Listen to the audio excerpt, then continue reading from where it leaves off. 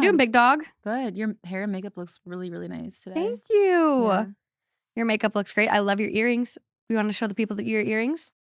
Stare down the cam. Mog. Have you heard of mogging? I feel like I've heard it from You should mog that camera. What is it exactly? Mog. The definition of mog: to outclass, outshine, or look physically superior to someone else. That's just not how it sounds. I'm thinking like a frog, a toad. I don't know. It's coming from like an alpha male group, but I think people have like kind of internet twisted it to make it a more positive, funny thing. And like, so I saw there's this one person named Clavicular who's, I know nothing about him, probably problematic. I don't want to know. But I saw a picture of someone sharing a meme where they're like, Clavicular looks like young Sheldon.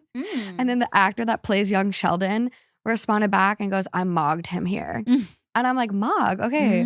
I'm feeling like I'm in the know right now. So you're teaching me some things. Yeah, so if you could just mog that camera to show off your earrings, that would be great. Thank you. Don't look at my broken nail, please. You're fine. They can't see your nails. That's not very moggy. No. But those earrings we got when we were in Mallorca, and Lauren was hesitating. I was like, no, they're literally perfect for your eyes. And now you keep wearing them. And I'm like, yes. Well, so I go through these like jewelry phases where I think I just like lose the rest of them, or I'll like put them somewhere and I misplace them, and then I just like only wear one pair of earrings. I'm like that with clothes. A few months until I misplace these, and then I'll find something else, and then That's the ADHD in us. Is it? Because I go through that with clothes. I only wear the same thing for like 2 weeks, and then once I have to wash it, it's gone.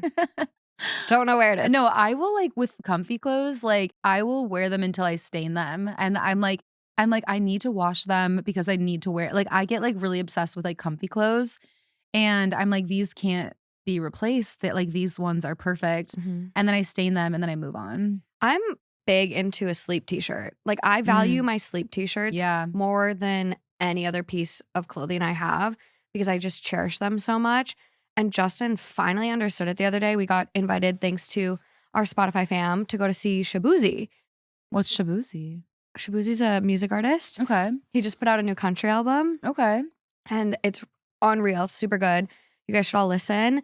But they were giving away t-shirts and Justin's like, why don't you get it in a size you can actually wear in public? And I'm like, no, 2X, baby. 2XL. So I can wear it as a sleep tee because I love them. Yeah. And he's like, oh, you care about sleep t-shirts more than anything. And I'm like, yeah. It's a big deal. Yeah. Here we are 8 years later. It finally, clicked in. I'm like, yes. Oh my gosh. One of our friends got me such a nice gift.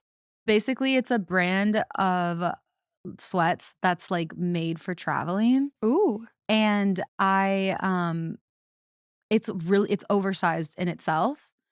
And so she got me a medium, and I'm like, it is oversized. But I still want a large. But I still am like, I need it to be triple XL. Like I'm just like I need to like make a house from it whenever I put the hood up. Hang off me. I want to literally. Do not touch my hips. In the airplane. Get off me. I want to create a fort with it.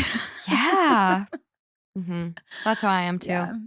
Shall we get into today's stories? I really love that catch up with you. I hope everyone out there is doing well. I hope you are ready to embark on a nice commute, road trip, time at the gym, maybe a cleaning spree, whatever it is. Happy you're here with us as we get into today's stories. Yes. Theme. Yeah.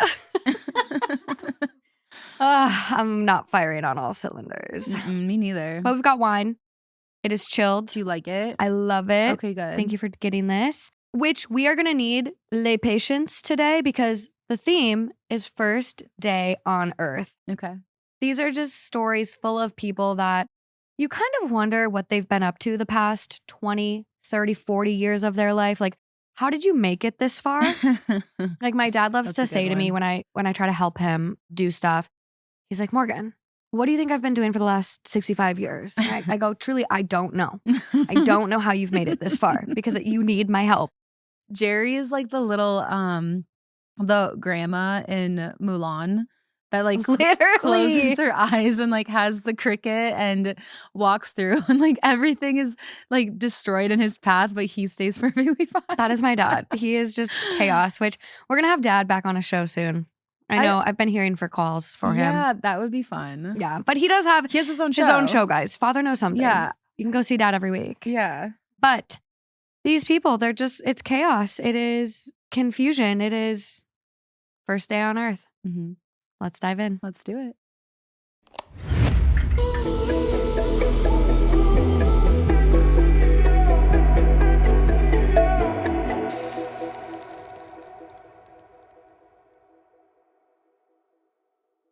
Story number 1 for us here. Coming from r/relationship advice titled, Feeling Shocked and Confused After I Saw My Girlfriend Without Makeup. How do I navigate? Wait, how old is this person? My girlfriend, 21 female, and I, 22 male, have been officially dating for less than a week. Okay. But we've seen each other for about 2 months. Things have been really good, and we've gone on nice dates. We're taking things slow physically, no sex yet, and we've just been getting to know each other.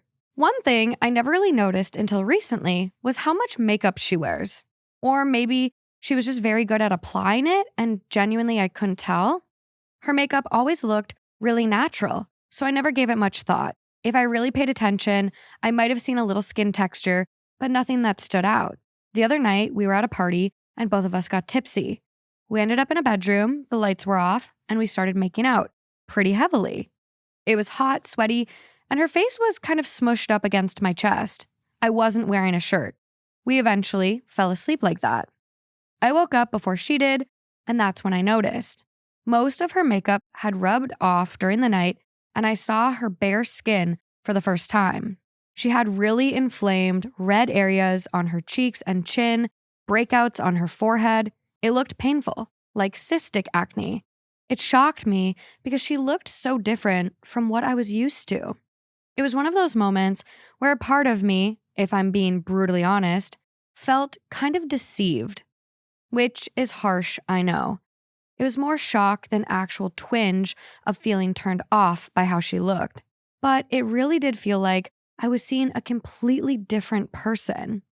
I started wondering if she thought I was too clueless to ever notice, or if she just hoped I wouldn't care. When she woke up, I think she realized what had happened. She looked embarrassed and went straight to the bathroom and stayed there for a while. I told her it was okay, that she didn't have to hide, and that her skin didn't matter to me. I said what I thought was the decent thing to say, but now I'm questioning if I actually meant it deep down. Because truthfully, I haven't been able to stop thinking about how different she looked. I haven't ghosted her or anything, but I've definitely been keeping busy. I don't know what to say to her. She's picked up on it and is clearly anxious over text, but I still don't know how to respond without either lying or hurting her feelings. The whole thing's made me wonder if I rushed into this too quickly.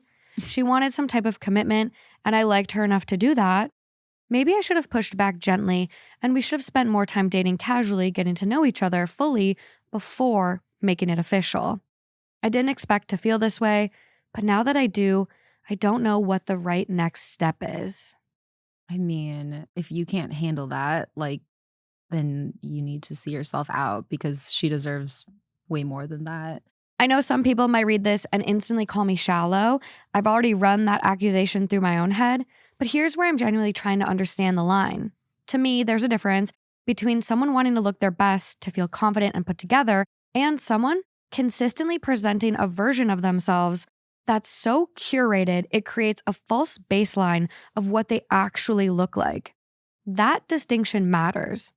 Recalling some memories, I can tell now she wore full face makeup, even for a casual coffee run. I've dated someone with skin issues before, but it didn't change how attracted I was to her. I fully understand that she doesn't owe me full vulnerability, especially not early on, but do I need to agree with the idea that her use of so much makeup was also about presenting a curated false version of herself and not just wanting to look her best? What if her idea of makeup is really to change her whole face? I'm not claiming to be the victim here, but I also can't say she's entirely without responsibility in all of this. She knew her natural skin might significantly affect how I saw her, and yet she allowed me to think this is what she looked like. So I am also a little miffed at her. I don't know if I want to break up with her. She's a good person, but if I continue dating her, I'd want to force an honest conversation with her. Yeah, what was the theme of this episode again? First day on earth. Yeah. You know, what do you think? What are your thoughts? I had so many memes and like audios and like things popping in my head as I was reading this. One, the quote he says here, what if her idea of makeup is really to change her whole face? And there was a trend on TikTok for forever where it was like, don't let the men know we can shapeshift, or like, don't let the church know we can shapeshift. And it really just kind of speaks to that of like, yeah, makeup can do a lot, and it can, you know, people can turn their face into Sabrina Carpenter. Do I think that's what she's doing? No. I think she's just wearing a really nice makeup. I'm like, what primer are you using? What foundation are you using? And can you please teach me how to do my makeup? Like, please I have like help a me. cystic pimple on my chin right now, and that like, it's like, my concealer doesn't like cover it. No, it's like nothing. just, like if it's that bad, nothing works. And so I'm like, the fact that he literally is just finding this out now after months, weeks of dating, I'm like, okay. By the sounds of how he was describing it, she didn't shapeshift. She just, you saw her natural skin. Yeah. So I'm like, do you still like her? But it's giving like really toxic energy too, with like, I don't know if you ever saw this on social media where people were like, take her on a first date and make sure you go swimming. Wow. Because like, then you'll find out what she really looks like, so she doesn't pull a fast one on you. Wow. And that is also what it's reminding me of, where it's just like this really toxic energy. You know what's interesting is that when I was younger, I knew a guy, and like this really stood out to me because I, you know, being in Minnesota, like I feel like specifically when we were younger, I felt like plastic surgery was so like, whoa, like bad plastic surgery. And obviously things have like changed a lot now, but like that was kind of like how I grew up. No, it was used as a dig. Yeah, it especially was like in regards to women. It was which not very, are typically the users of plastic surgery. But this person was telling me that he was like, when I was a kid, he was like, oh, I would way rather have a woman have plastic surgery than cake on makeup, because then they just like bait and switch people. And so, and again, we were kids, but like I just remember that sticking out to me because I was like, wait, what? Like that's like not like what I like people normally in Minnesota were like chattering about. So clearly this is like not the only person who's ever thought that. And it's like just makes me sad because I'm like, guys literally have beards and hide imperfections on purpose. I've had many guys say that. The beard effect is real. The hat effect is real. Yes. The boyfriend glow up is real. I mean, there's so many things. Yeah. And we're just good souls that just accept these imperfections. And the guy in the story is clueless. Yeah. It feels unfair. It feels like an unfair expectation that like, oh, I need to have a serious conversation with her about her makeup and her hiding acne from me. No, it's ridiculous. So many people on this planet wear makeup. Yeah. And if it makes someone feel a little bit better, sure makes me feel better if I'm having a breakout and I can smudge some things a little bit. Like, I think at the end of the day, everyone should just feel good. And if you're going to hold that against her, you are not capable of being in a relationship with this person. Yeah, exactly. Or just in general. Like, in general. Like really should, I don't know. You need to expand on your view of the world and people and makeup, and maybe culture yourself out there. Get out from under your rock, because what is life? Like what childbirth? Yeah. Yeah, seriously. Sickness. Like, would you be able to handle like seeing your baby be born? Body changing, growing old together. We're not, you know, there's so many things that can happen in life. Are you even ready for that, to be a part of someone else's journey? And it's interesting because he does say that he's dated somebody with like skin issues before, like whatever that entails, and that he's like, but she was upfront about it, so it didn't bother him. It feels like he really is viewing this as an insane lie and manipulation. Exactly. And that's why I brought up that thing from when I was younger, because I'm like, I don't know. It's so interesting to me because it's like yes, like makeup does, that's why we put it on. Like it enhances. It, you know, like it's just makes you feel good. It's fun. Like I literally do it for me, no one else. Makes me feel better. Yeah. Fun, creative for a lot of people. Yeah, exactly. So it's just like, I'm like, do you, first day on earth is a good one. It's like, are you not what? Like Also, like one of the comments here points out to like, quote, young person discovers that many people have acne. Yeah. You're 22. Like, yeah. you went through teenage years, high school, college, potentially young years where everyone has acne. Yeah. How did you not have acne? Mm-hmm. Lucky dude. But they go on to say, if you're expecting young people to have perfect skin, then oh boy, are you going to be disappointed. This notion of her deceiving you is complete bollocks. Everyone engages in grooming or styling that is intended to modify the appearance of the natural form. If you've worn a suit before, congratulations, you've deceived people. You've worn an item of clothing that is designed to make your shoulders and chest appear bigger than they actually are. Mm-hmm. Look at that. Yeah. Okay. And then people really do start kind of sounding off.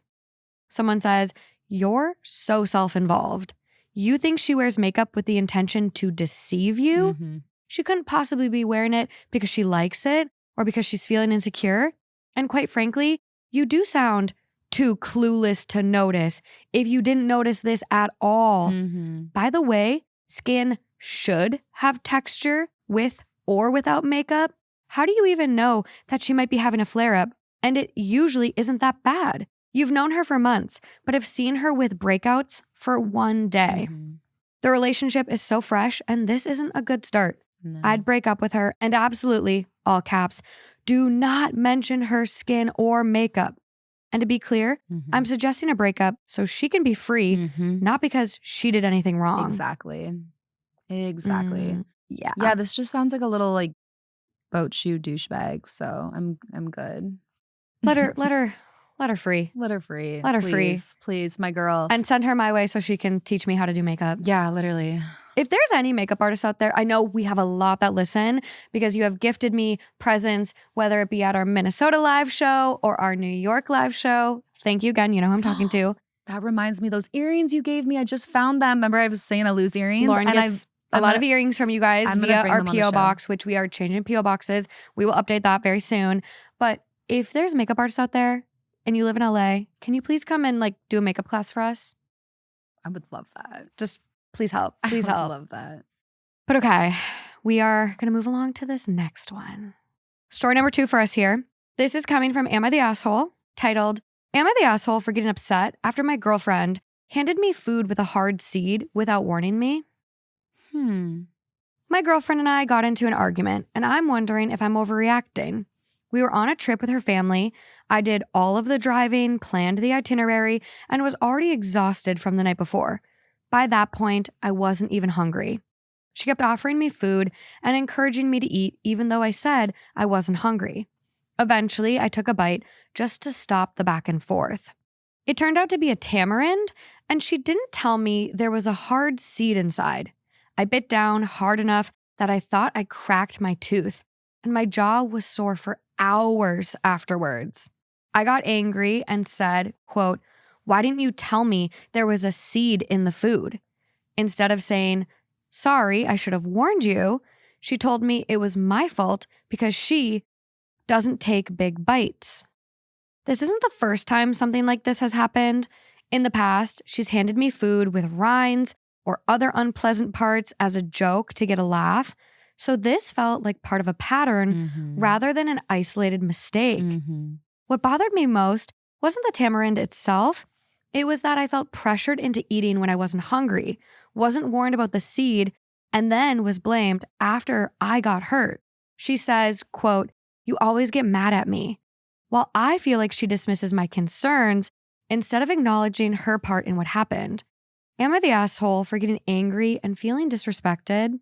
No, if I were him, I would be pissed.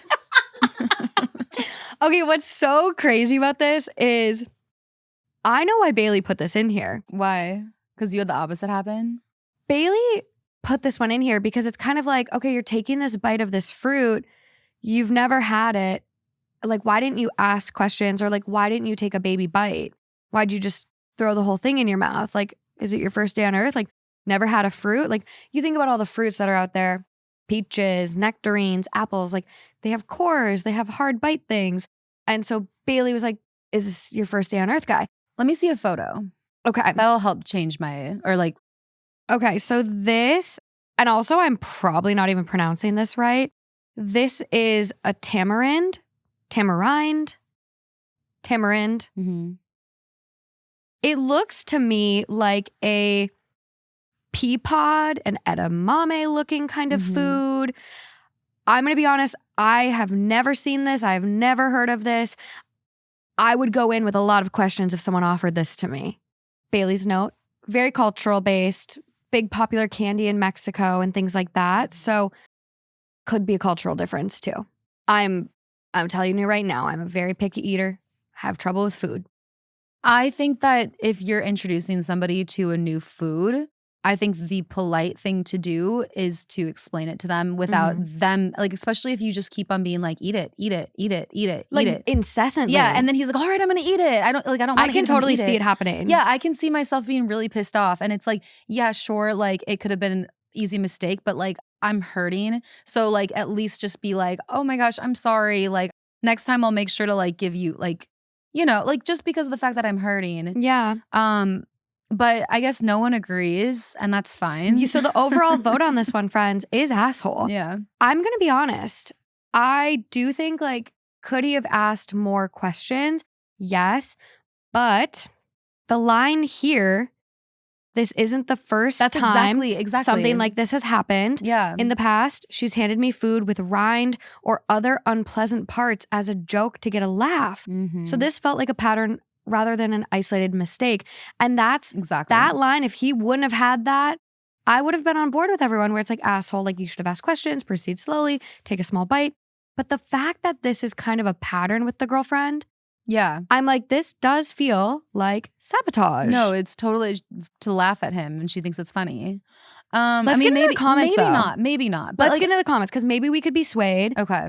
I just like, I'm really picturing myself if I was in the situation, and even if it was an irrational frustration towards my partner, I would just hope that my partner would be like, oh, I'm so sorry you're hurting. Yeah. Like, make me feel better. Yeah, like make me feel better. And then I could calm down and be like, it's fine. Like it wasn't you. Like I should have slowed down. And I feel like it's really powerful to diffuse when you see that somebody is hurt. And yes, I understand like getting defensive when you feel like somebody's blaming you for something that's not your fault. So I'm not surprised that like the girlfriend is also like, whoa, defensive. Chill out. Yeah. Understandable. So I can see both sides. We're also very sensitive teeth girlies. Exactly. Yeah. We are listening to this story with our own triggers right now. My teeth are like sensitive. Like my just teeth hurt. It. My jaw, I'm literally stretching out my jaw reading this story.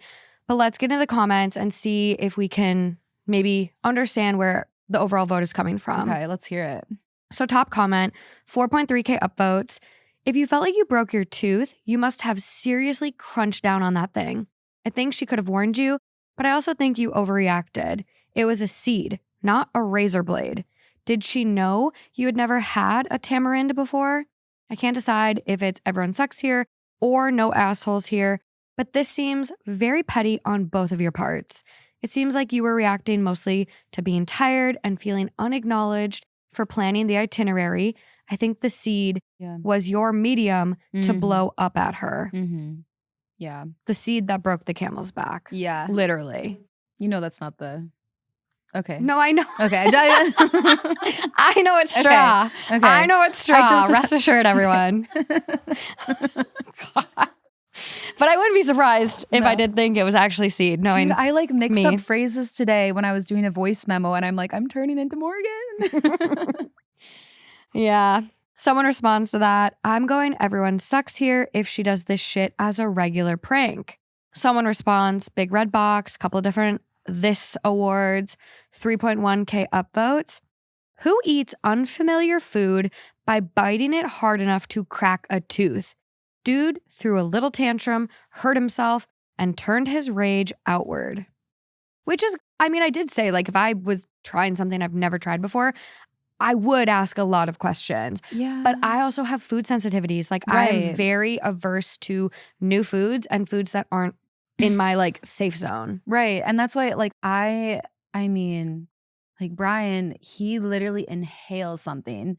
And I feel like I've known that. So if I were to have him I feel like I would be like, I need to coach you through this because I've watched him shovel something in 5 seconds. He probably would have swallowed the seed.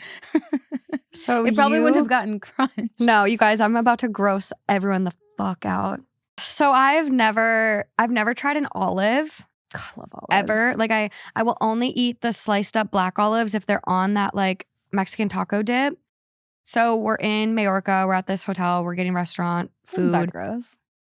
This is disgusting. And so they delivered olives as like a side with like the bread we ordered.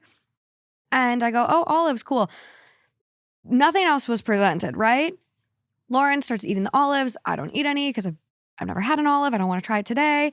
And all of a sudden there's like a little dish I noticed next to the olive that has things in it that look like pistachios. It just appeared. It just appeared all of a sudden. Magic. And I fucking put it in my mouth and I bite it. And I thought you said you didn't bite it. I thought it was just I bit that thing. I thought it was a pistachio. It looked like a pistachio. It had the shape of a pistachio. It was the size of a pistachio. It was not a pistachio. It was the pit from Lauren's olive that she had just spit out of her mouth. But you still had your hands in your mouth. No, you missed my chomp. Well, then I think I lied in the moment to make myself not feel bad and gross. I was like, I bit it. I was like, did you eat it? And you were like, no, came close. I'm him. It is my first day on earth as well. And I was like, oh, okay, that's good. No, I bit it. And I literally, in that moment, I go, ooh. And I'm really traumatized because I popped a crown off recently from a Lifesaver mint. And so all I envisioned in that moment is like, here I go eating Lauren's olive pit thinking it's a pistachio and I'm going to pop off another tooth. See, this is actually a good example though, because in that moment, like I didn't do anything wrong. No. And none of that was my fault. Not at all. But if you started like, if you started tearing up like and being like, oh, Lauren, why didn't you tell me? I would be like, oh, I'm so sorry. You would like, apologize. I sorry, Morgan. I would also be like, I didn't know that I had to tell you, like, but like I would see that you're just like distraught. You would just want to like validate my feelings of like, God, you going through that I'm so sorry you went through that. Yeah, right. I'll keep it in mind going forward to tell you, hey, girl, it's not a pistachio. I'm putting my olive pit here. Yeah, exactly. So I think that's my point in this story is that like he probably did get like a little too snappy with her and then she got defensive. And I can understand getting defensive when someone snaps at you for something that you're like, I didn't do this. But like, I also just think that when you see that somebody's like, it's your partner. Yeah. Sometimes the compromise is apologizing when you feel you have nothing to apologize for. Like I genuinely believe that. I think at the end of the day, like communicate and sometimes just, hey, I understand where you're coming from. I'm sorry. I'm sorry it went down like that. Like, I'm so sorry. I didn't want to make you feel like that. Or just like, I'm sorry I didn't know you didn't know. Like, I will give you heads up next time. Like, just to, and again, I'm with you. Yeah. The comments are not though. We have a couple more comments here I want to get through. Okay. Someone says, you're the asshole. You should probably look at what you're eating, like as a minimum. If he had never had a tamarind before, he may not have known there was going to be a hard stone inside. It's not super obvious just looking at it. And I will agree with that. It literally just looks like a pea pod. Someone else says, how big are they? What? How big is it? Oh, it is like a ginormous pea pod. It's like a banana size? Honestly, I'm going to find you a picture of someone holding it in their hand for size reference. It's given big. Here's it on like, see this big mixing bowl and spatula? That's in comparison. It is kind of banana-like. Yeah. It looks banana-sized. Based on the pictures I am seeing. Maybe they can be smaller. There's another comment here. She needs to chew for you? What the fuck? You are not a baby, are you? You have eyes. You can feel things, etc. Come on. You're the asshole. Fine. Cool. Yeah. I don't think he was asking to be baby birded, but you're entitled to your take. You're entitled to your take. Say so. This one, I would be intrigued if we are just listening with our triggers today. I'm very curious, those out there. We're going to put a poll on this one. Bailey's going to remind me when we go live. Do you think Tamarind Boy, hard seed, chomp guy is the asshole?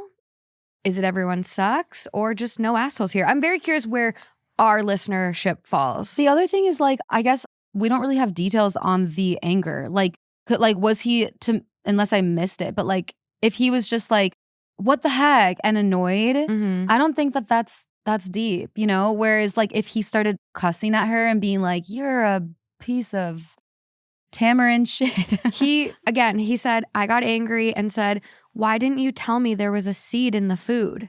Yeah, to me, I'm like, it's not a big blow up. Yeah. From that. Unless we're missing something. Ooh. Did he edit it?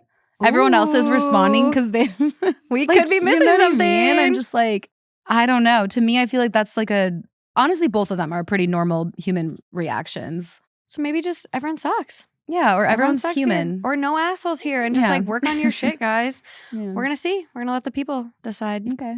Moving on to story number 3, though. This episode is brought to you by Credit Karma. Breathe in.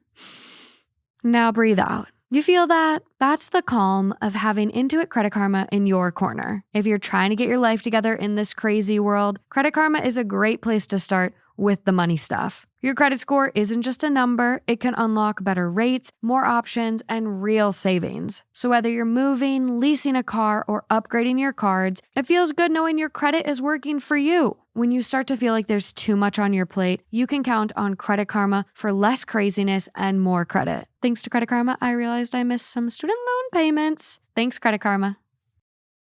Story number 3 for us here. Coming from Am I the Asshole? Titled, Am I the Asshole for not taking my fiancé to the restroom mid-movie? Me, 21 male, and my fiancé, 21 female, went with my family to watch The Odyssey. We were all excited since it's been one of the most anticipated movies of the year. About 20 minutes in, she grabbed my arm to cuddle. I like cuddling during movies, but with the theater armrests, it was awkward and uncomfortable, so I pulled my arm back and sat normally. About 10 minutes later, she whispered that her stomach was hurting. I quietly told her she'd be okay. Around 20 minutes later, she mouthed that she needed to fart, but didn't want to because my family was sitting nearby. I told her if she needed to, it was okay.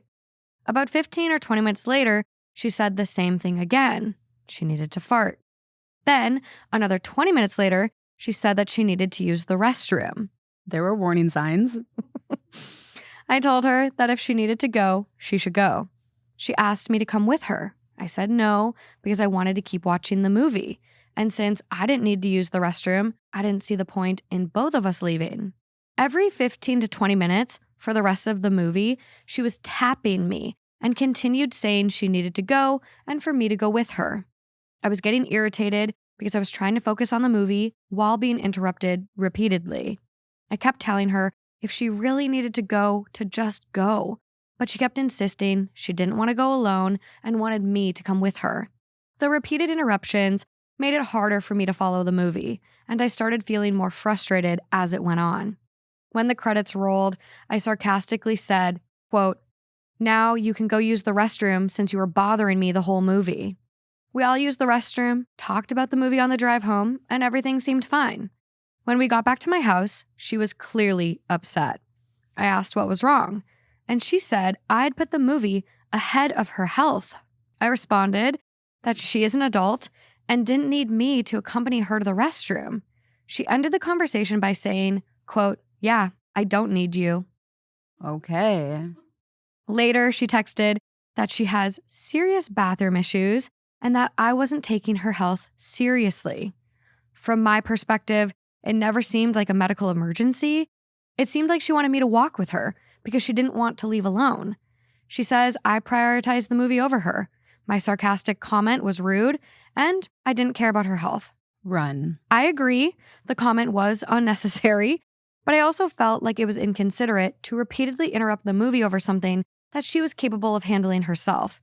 I don't think she was unable to go because I didn't accompany her.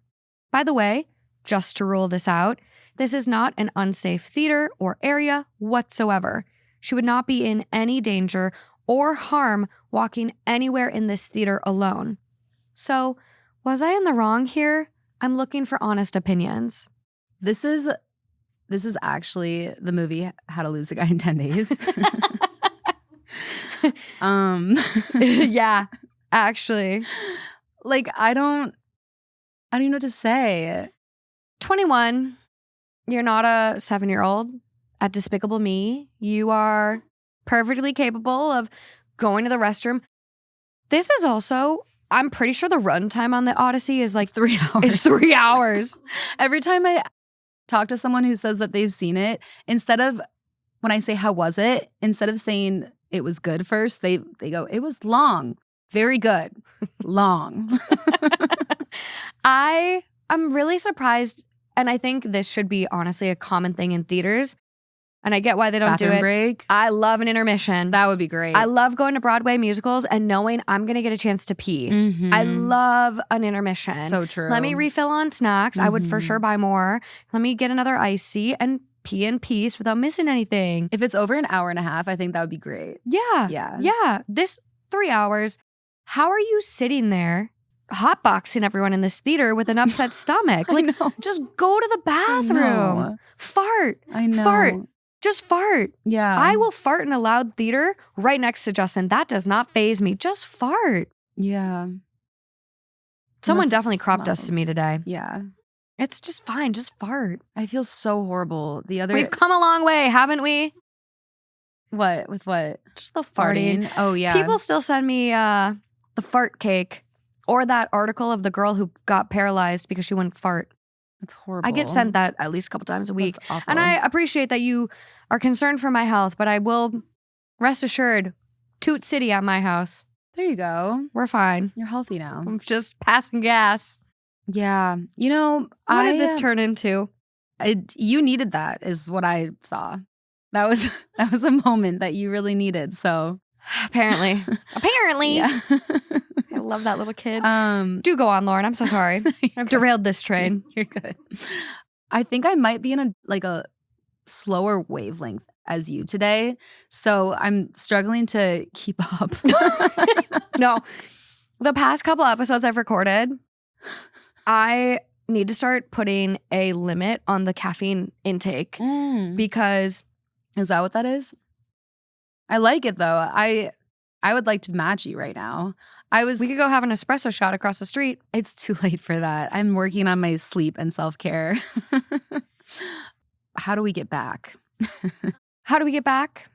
Maybe this way. Can you imagine just being tapped the whole movie? No, it pissed me off I have so to fart. much. I have to fart. Can you take me to the bathroom? Can you make sure I get in there? Will you wipe my butt too? Oh my God. No. I will not. Also, let's say he does walk her to the bathroom. What if she needs 20 minutes in there? Sometimes you get in there and you don't know how long you're going to need.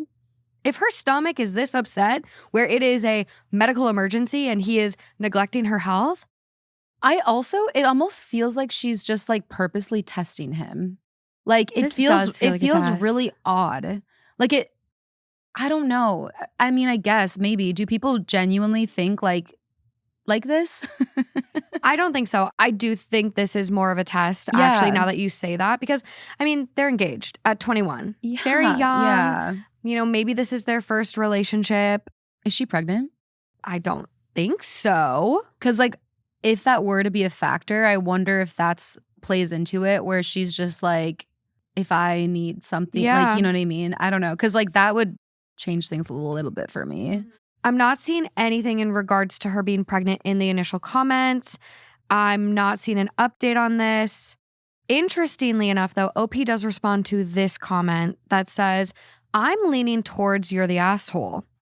In that particular moment in the theater where you are whispering and it's hard to communicate, it's very difficult to get her full story. She asked for your support multiple times and you didn't understand why, but clearly she felt she needed you. In that specific moment, it doesn't matter whether or not her reasonings are legitimate. The result of your behavior is that you were incurious to her situation and wound up dismissing her concerns. See, I'm sorry, but like if roles were reversed and I was sitting there and my partner kept doing that to me, being like, I gotta fart, I gotta use the bathroom. What do you mean? What do you mean I'm confused? They just told me what they need to do. Like, what? Well, and I think too, like modern times, people have phones. Like if it's more than that, like, and you're in a theater, it's loud. I have heard from people, this is the loudest movie they've ever gone to. Please, if you're gonna go see the Odyssey and you haven't seen it yet, bring earplugs. But you could type it out like, hey, I'm actually genuinely having a problem. Can you please escort me to the bathroom? I'm scared I'm not gonna come out. I'm scared I'm gonna pass out. on the toilet. I'm blah, blah, blah, blah, blah. Like, whatever you're going through. If he could hear her say, I got a fart multiple times, he could have heard her say, I'm scared I'm going to pass out. True. The person does go on to say, you prioritized a movie over her attempt to reach out to you when she was distressed. Grow up. They keep going. They go on, they go on. She found the post, and this is her. This is her. That's literally my first thought. Yeah. OP does respond, this is totally fair, and I appreciate your response. It didn't end up being an emergency or anything of that sort when I found out later on. It's not uncommon for her to blow things out of proportion or make things sound way worse than they actually are. So it's difficult for me to tell if it's a true emergency or not. It's kind of like the boy who cried wolf. We had Regardless, stories like this. Yes, the simple response would be to walk her to the bathroom and figure out what's going on and then afterwards have that conversation. Thank you. And that is something I was going to say too, where it's like you spent 3 hours of her tapping you, interrupting, so much so to the point you even say, I couldn't focus on the movie. Yeah, you might as well just go do it. Just go do it. You might as well do it, but like at the same time, then I'd be pissed because I'm like, I didn't have to use the bathroom and now I'm missing this movie. Like specifically depending on like where they are too, there is a theater in Orange County that like I know people that in weeks in advance could only get one seat, had to sit by themselves, not go with friends. It was front row. But like that's how sought after it was. So like my point is that it's like this was like the movie that like people have been really excited about. And so I understand why he was just like thinking, okay, this is the last tap. This is the last time she's gonna tell me she has to fart, and now I can focus on the movie. And every single time it happened, he probably was like, this is the last time. Yeah. But yeah, like would it have probably been better for him if he just like went with her? And I guess better for both of them, sure. But like that's what you call enabling. So I don't know. Yeah. I don't know how I feel about that. So we have an interesting plot twist here. Oh my God. Stop. Don't tell me I've been talking shit in the wrong direction the entire time. No. So someone comments to OP, she did make a post and then deleted it when all of the commenters called her the asshole. So that's not a plot twist. That is a plot validate. But so we click, it's on Am I the Asshole? It is titled, Am I the Asshole for being upset that my fiancé wouldn't take my stomach issues seriously during a movie? The post has been deleted by the person that posted it. Top comment, you're the asshole. You were old enough to go to the toilet on your own. You're the asshole. You're the asshole. You're the asshole. Just bam, bam, bam, bam, bam. But OP responds and says, hold up, I had no clue. LOL. That may be her, but to be completely honest, it seems like someone copied my text, put it into ChatGPT, and asked to write it from the other perspective. The quotes and everything are identical, so that may be the case. Thanks for letting me know, though. Bailey's chiming in, says very clearly ChatGPT. AutoMod does have it pasted. I'll make sure that the post is linked if you guys want to go down and read it from the AutoMod, but it does basically read as the other side and a ChatGPT prompt, honestly. Like, there's a line here from her. Emotionally, I felt abandoned. Everyone's entitled to their feelings. Would me, feel emotionally abandoned because I wouldn't get walked to the bathroom? No, you would tell Justin to go to the other side of the universe so that he didn't hear you toot. No, I would fart right next to him. Okay, you guys are there now? He's still when pretending did this happen? They just slip out. Okay. Wow, this is great. I got a lot of gas. Yeah, he still pretends like he's never heard one though, so he can live in denial, but I'm letting him rip. Yeah. It's fine. Silent? No, there's noise. Okay. Mine are very unpredictable. They're oftentimes loud and deadly. Wow. We don't get the silent type. Wow. It's not fun for me.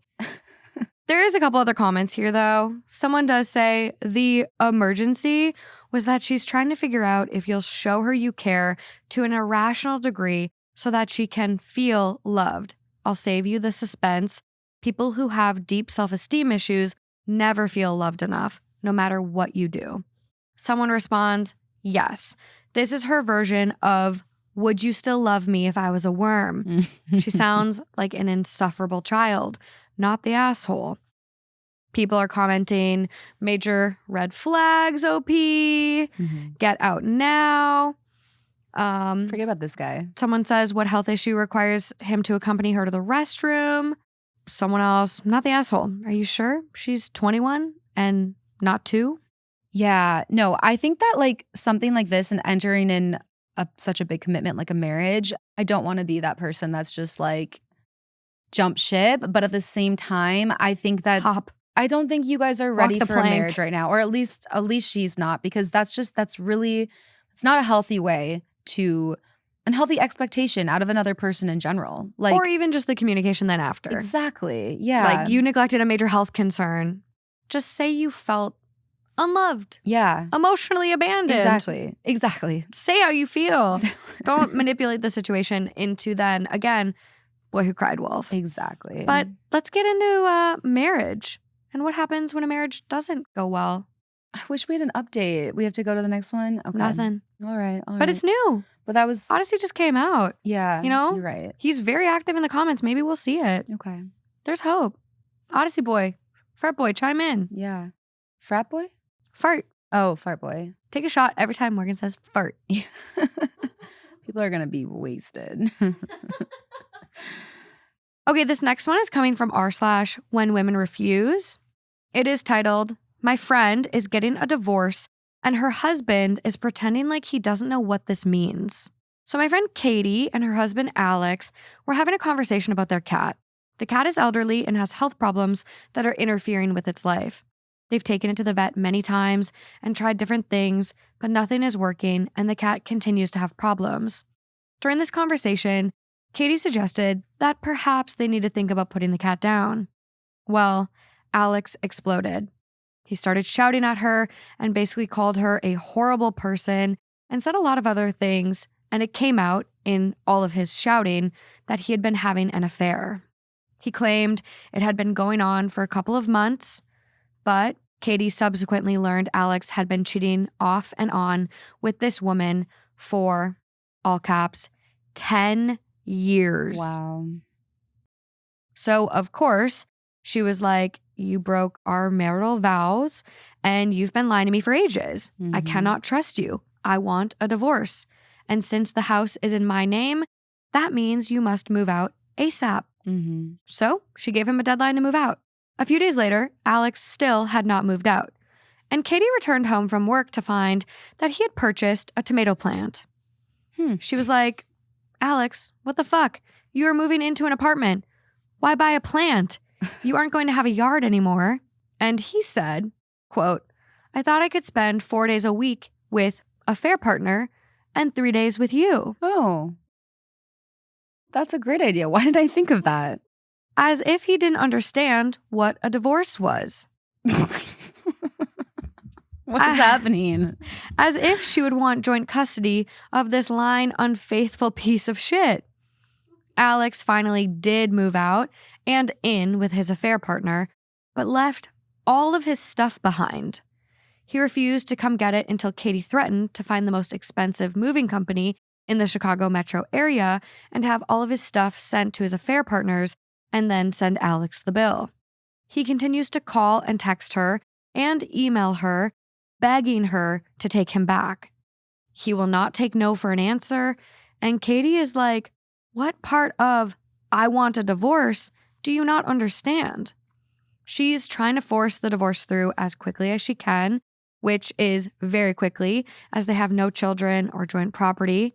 She found out about the affair in May, and the divorce is likely to be finalized before July is over with. And he still thinks if he begs her enough, she might take him back. He still acts like he can't understand why she's doing this. This grown-ass man acting like he doesn't understand that actions have consequences. I just want to know, like, I want to have like a screen up and see what's going through his head. Yeah. Like, because like, I'm like, is he that delusional? Like, is there some underlying mental health issue that he's dealing with that's like making him truly not understand what's going on? Or is he saying like, if I just keep swimming, Yeah. that like eventually, if I just pretend like it's not happening, and then she's going to be like, oh, okay, it's not happening. She'll get over it. Yeah. I'm going to move that tomato plant in there. She's going to see I can garden really well. Yes. Yeah. And she's going to fall back in love with me. It's perfect. Perfect plan. This is great. Brilliant. And can we just talk about the fact that he wanted to split custody with his affair partner and his ex-wife? Joint custody. Joint custody. What did he say here? How many days? I'll spend 4 days a week with a fair partner and 3 days with you. Why did she get 4? Why did she get 4? I was your actual wife. Yeah. Why am I not getting 4? Yeah. And she's getting 3. Well, because you decided to leave me, honey. It's just... She gets 1 more. You guys could fight for the extra day. No, he would literally use that and he'd hear that and he'd be like, you're fighting over me? That's so sweet. You must still really love me. Still, we should... Maybe we put a pause. Yeah. Put a pin in the divorce. Yeah. You love me. But still 4 days a week. Like, dude, don't you just want to go be with her? It's really interesting to me, people that have affairs, and it's like, okay, we're done. You're free. Go be with that person. And then they're like, wait, no. That's why he had an affair for 10 years, is because he wanted both. 10 years is... He wanted both. That's the thing, is like, I think that like there's different types of affairs. You know, there's an exit affair where it's like the marriage really is not working out. They all of a sudden find somebody else that's making them feel, you know, whatever. Mm-hmm. And then they, you know, run off and to that partner. But like an affair for 10 years, like that's got to be they want them both. They genuinely want have them your both. cake, eat it too. And honestly, I mean, you probably get to year 3 and you're like, I've been getting away with it so far. And then as the years goes on, it becomes normalized. Yeah, he doesn't even see anything wrong with it because it's been that ingrained in the way that he operates. Yeah, 10 years, a decade. It's a long time to like play 2 different roles. Exhausting. Yeah, I can't fathom it. I can't fathom the hurt that would cause, and like I would never want to hurt someone like that. Like I cannot fathom that level of disrespect. I feel like, I mean, there's obviously people who don't give a shit that it like hurts people, but I feel like some people just like, they don't think of it as hurtful, you know? Yeah. And I could see some of this being maybe like weaponized incompetence where it's like, I don't know what divorce is. Yeah, exactly. Yeah. Wah. It's like just him trying to like play dumb so it doesn't happen. I mean, we see that with silly things about, I don't know how to do the dishes. I don't know how to do laundry. And you just kind of slide by. I have someone in my life that is going through a divorce right now. And her ex is basically just like having these unrealistic demands of like, well, you owe me this. And well, you got that when we were married, and so I should get half of that. And it's silly things like the value of their car and just like really unrealistic things. And so, wait, what do you mean the value of their car? Well, it's like, you got this nice car while we were together. Like, I don't get that car, so you should pay me for half of it. Like diabolical, crazy things. And it's like, I don't want to get into the details too much. So they're like, I don't want them Wait, identified, but they told me I can talk about it.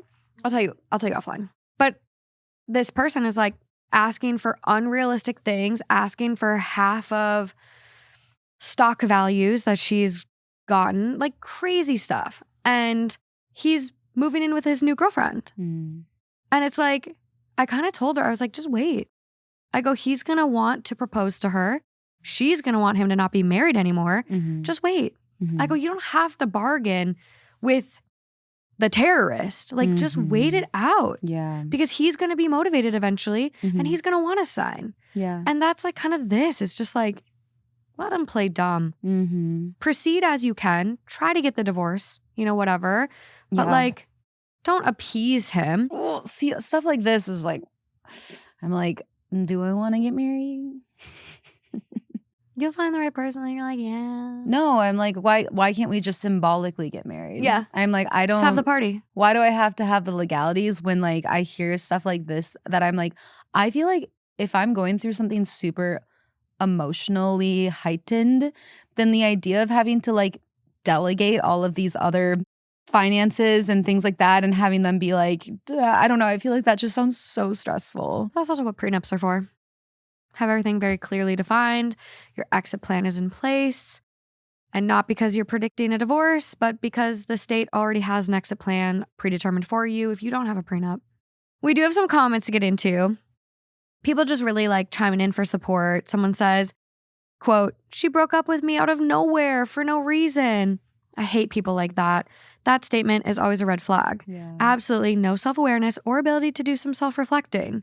OP responds, Katie has put the whole thing on public social media and telling everyone she knows, so all of their friends know exactly why they are getting a divorce. And Alex can't pretend to be a victim. Poor Alex. I wish I saw this on my social media. If I was just clicking one day and seeing someone blast their partner. We have seen that. Who? One of your exes. Oh, God, he's always so problematic. Next comment we've got here. Thank goodness he told her, but I am sad about the cat. Letting our fur babies go when it's their time is hard, but right. And OP responds, Alex abandoned the cat. He has shown no interest in it since the affair came out, didn't take it with him, and refuses to contribute to the vet bills. So it wasn't really about the cat. Yeah, Alex sounds really shitty. I just peeked at OP's account. We don't have any updates. They are very active on Reddit, though. Very involved in kind of random and obscure subreddits like r/medical gore. Not getting into that for us today. No, thank you. r/Wikipedia. A lot of posts. They're very, very, very active. I'm going to be honest. I don't think if I have ever in my life seen this much karma on someone's account. Wow. So username is cat pooed in my shoe, but going by the name Megan on here. And the bio is I run the Charlie Project. Look it up. And I post medical case reports, history, etc. here. If you like my content and want to support it, join my Patreon or tip me. She has 4.8 million karma points. Wow. 64,000 different contributions. What? 8-year Reddit account. A lot of awards. Again, I don't know if I've ever seen this many awards on an account. What does that mean? Like, what does that mean? So every time like you post something, if people upvote, you get a karma point. If people like a comment you posted and they click upvote, you get a karma point. So she has, again, almost 4.8 million. So everything that she posts, though, like she's getting love for it? Most of it, yeah, what no is she downvotes. posting that's like getting that much love? Like I mean, stuff like this. This post that I just read, 2.6K. So upvotes. she's just like posting other people's business too? Because I'm like, for someone to have that much, I'm like, are you like, is it your life story and you're just like giving updates and it's always that crazy? I'm gonna be honest, is it like this seems like her job? Yeah. So looking at the Charlie Project, I have actually heard about the Charlie Project thanks to the true crime work and stuff I've been working on. The Charlie Project profiles over 17,000 cold cases, missing people mainly from the United States. It doesn't actively investigate. It is merely a publicity vehicle for missing people who are often neglected by the press and forgotten all too soon. And I mean, she's saying that she runs it. This is a full-time job. Yeah. So she's posting these updates on Reddit. She's probably getting karma from that. So really, really cool OP. I'm happy we came across her. I'm very curious. This is going to be like a little deep dive I do on Patreon. I'm going to go through some of her posts. In my shoe. I just love how like you guys were so unfazed by like this username. Like it was just like, yeah, that's the usual. It's really interesting. She also does a Patreon, Charlie Project Patreon, and does a missing person of the week, which is what I started doing over on Clues as well. So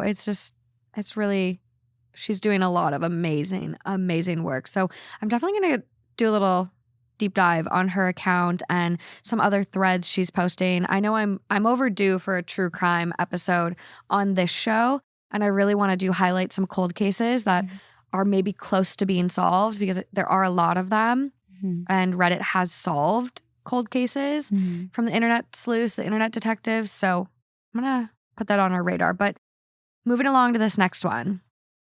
Okay, Lauren, I really loved that intro you did for our friend. Why don't you introduce who's here now? Can we just keep the one that I did? I felt like it was really natural and beautiful. DC's in the host. Here we go, guys. I'm like blushing. This has been a big request from all of you out there. I think since we started really talking about Direct Caterpillar, and then we did the theme that was literally all Direct Caterpillar stories. And I think ever since then, everyone has been like, get Direct Caterpillar on. And guess what? We got him. We have Matt joining us today. Woo! Glad to be here. I'm so excited. How long have you been on Reddit? Because the Direct Caterpillar account is 4 years old now, but like, how long have you been on Reddit and kind of doing this? Ironically, I was on Reddit years prior. I had an account, didn't really do anything with it. But this account is really the account that I have done everything with. It is So 4 so years crazy. is 4 years. Yeah. And 3 years with the sub. It's amazing. Like looking at your account, so you have 5,778,086 karma, 6,794 contributions, 59 different achievements, 11 trophies. I mean, you're decorated. You've got the credentials. Over time it just built up. But I always look for the weird stories, the ones that are just a little bit different, because you get tired of just the same old. I mean, how many times can you do a cheating story or an open marriage story? Mm-hmm. Yeah. I'm with you. I completely agree. That's why I love just going to your account. I'm like, you always find the best ones. Did you know? Sorry. You go ahead. Oh, I was just curious. Did you know Two Hot Takes at all? Or I'm just so curious, like how did when you Morgan reached out to you, like, did you already know who Two Hot Takes were? Or what did you think when I messaged you? First, I knew of your subreddit prior because I did get a lot of stories from your sub. Yeah. And it's a very good sub. The day you reached out was probably the weirdest message I ever received. And I received some weird messages. Oh, man. I love how this is described. It took me a second to kind of figure out, okay. You're like, wait, you want to make an entire theme about me? It was a little bit weird, and we had a little bit of a chuckle going, behind the scenes. But yeah. Oh my God. That's so funny. I literally cried. I was hoping you were going to be like, Morgan's my hero. I was so excited. No. Absolutely not. Oh my God. That's so great. I'm tearing up. This is so funny. The other question I had, and Bailey too, especially because like Bailey's been finding Reddit stories now for years, and we're so curious about the karma and like, what do you do with the karma? Can you cash it out? You don't do anything with it. It's worth nothing. What? You can't do anything with it. You literally have been doing this for 4 years just for fun. Just for the love of the game, really. Love of the game. Oh my God. I actually enjoy just trying to find the hard to find ones, the ones that you can't really find anywhere. It's almost for you. Does it feel like you're like metal detecting or rock collecting? Like you're a puzzle solving thing. Yeah, that is so because cool. I find a great post and then I come across an update and it's like gone. So it could take months just to find it. Wow. That's amazing. What was that site that you used to use? The Wayback. Yeah, the Wayback. Wayback machine. Yeah. And that doesn't exist anymore? Oh, no, I still use that. Oh. I have about 18 sources to find posts. And it's just going from one to another. I just had one. I found a post and an update, 12 years old. And it was great. Oh my gosh. I can't remember where the hell it was. You'll find it. You'll get it back. I'm trying to find it again. I'm going to the same source. I've been going for like days. Oh my gosh. Okay, well, this first one I'm going to read for you is one you found a couple of years ago, and it's coming from Best of No Updates, which is my favorite sub that you basically run. And I know a lot of people listening are like, no, give me an update. We'll get there, guys. Don't worry. But this one, I'm hoping maybe we'll get it out there for you, and then they'll come back and give you an update. So this one is coming from Am I the Asshole? Titled, Am I the Asshole for making our guests participate in our puppet-themed wedding? My fiancé, 26 female, and I, 27 male, met at college. We were in our school's performing arts program and met in a puppetry class. In the class, we designed our own puppets. Mine, named Hat Boy, and my fiancé's, Daisy, she's better with names. were what we initially used to talk to each other and then flirt in class. We fell in love, and in a way, we've considered Hat Boy and Daisy in love as well. Years after graduating, we still use Hat Boy and Daisy both at home and at our local, but fairly prominent theater where we perform puppet shows with high-end Muppet-style puppets. While planning our wedding, we realized we wanted Hat Boy and Daisy to be a part of the ceremony. They've been with us since the beginning, and it just felt right. We also invited our entire troupe of puppeteers from the theater and got the idea that we should have our wedding completely officiated by puppets, and that our wedding parties would be made up of puppets with our closest puppeteer friends. We figure it'll make for incredible pictures. Here's where we aren't sure if we're the assholes or not. We are insisting that all of our guests also participate and use puppets. In lieu of gifts, we've asked everyone to purchase high quality, but not nearly the quality of professional puppets, to have for puppets to use during our wedding. We took the guesswork out of it and directed them to several vendors, some of who offer some really cool options. Everyone could realistically expect to spend $150 to $500 depending on what sort of details and whatnot that they wanted. Lost me. We also want everyone to wear their puppets during the entire wedding and reception. All the puppets we're suggesting can be mounted on and controlled with one hand.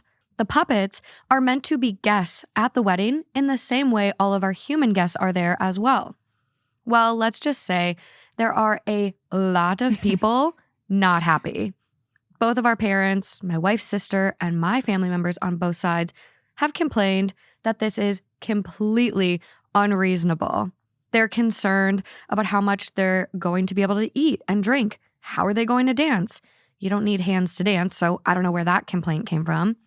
We, of course, don't expect people to have their puppet on their hand while in the bathroom, but everywhere else, we'd really like to insist on it.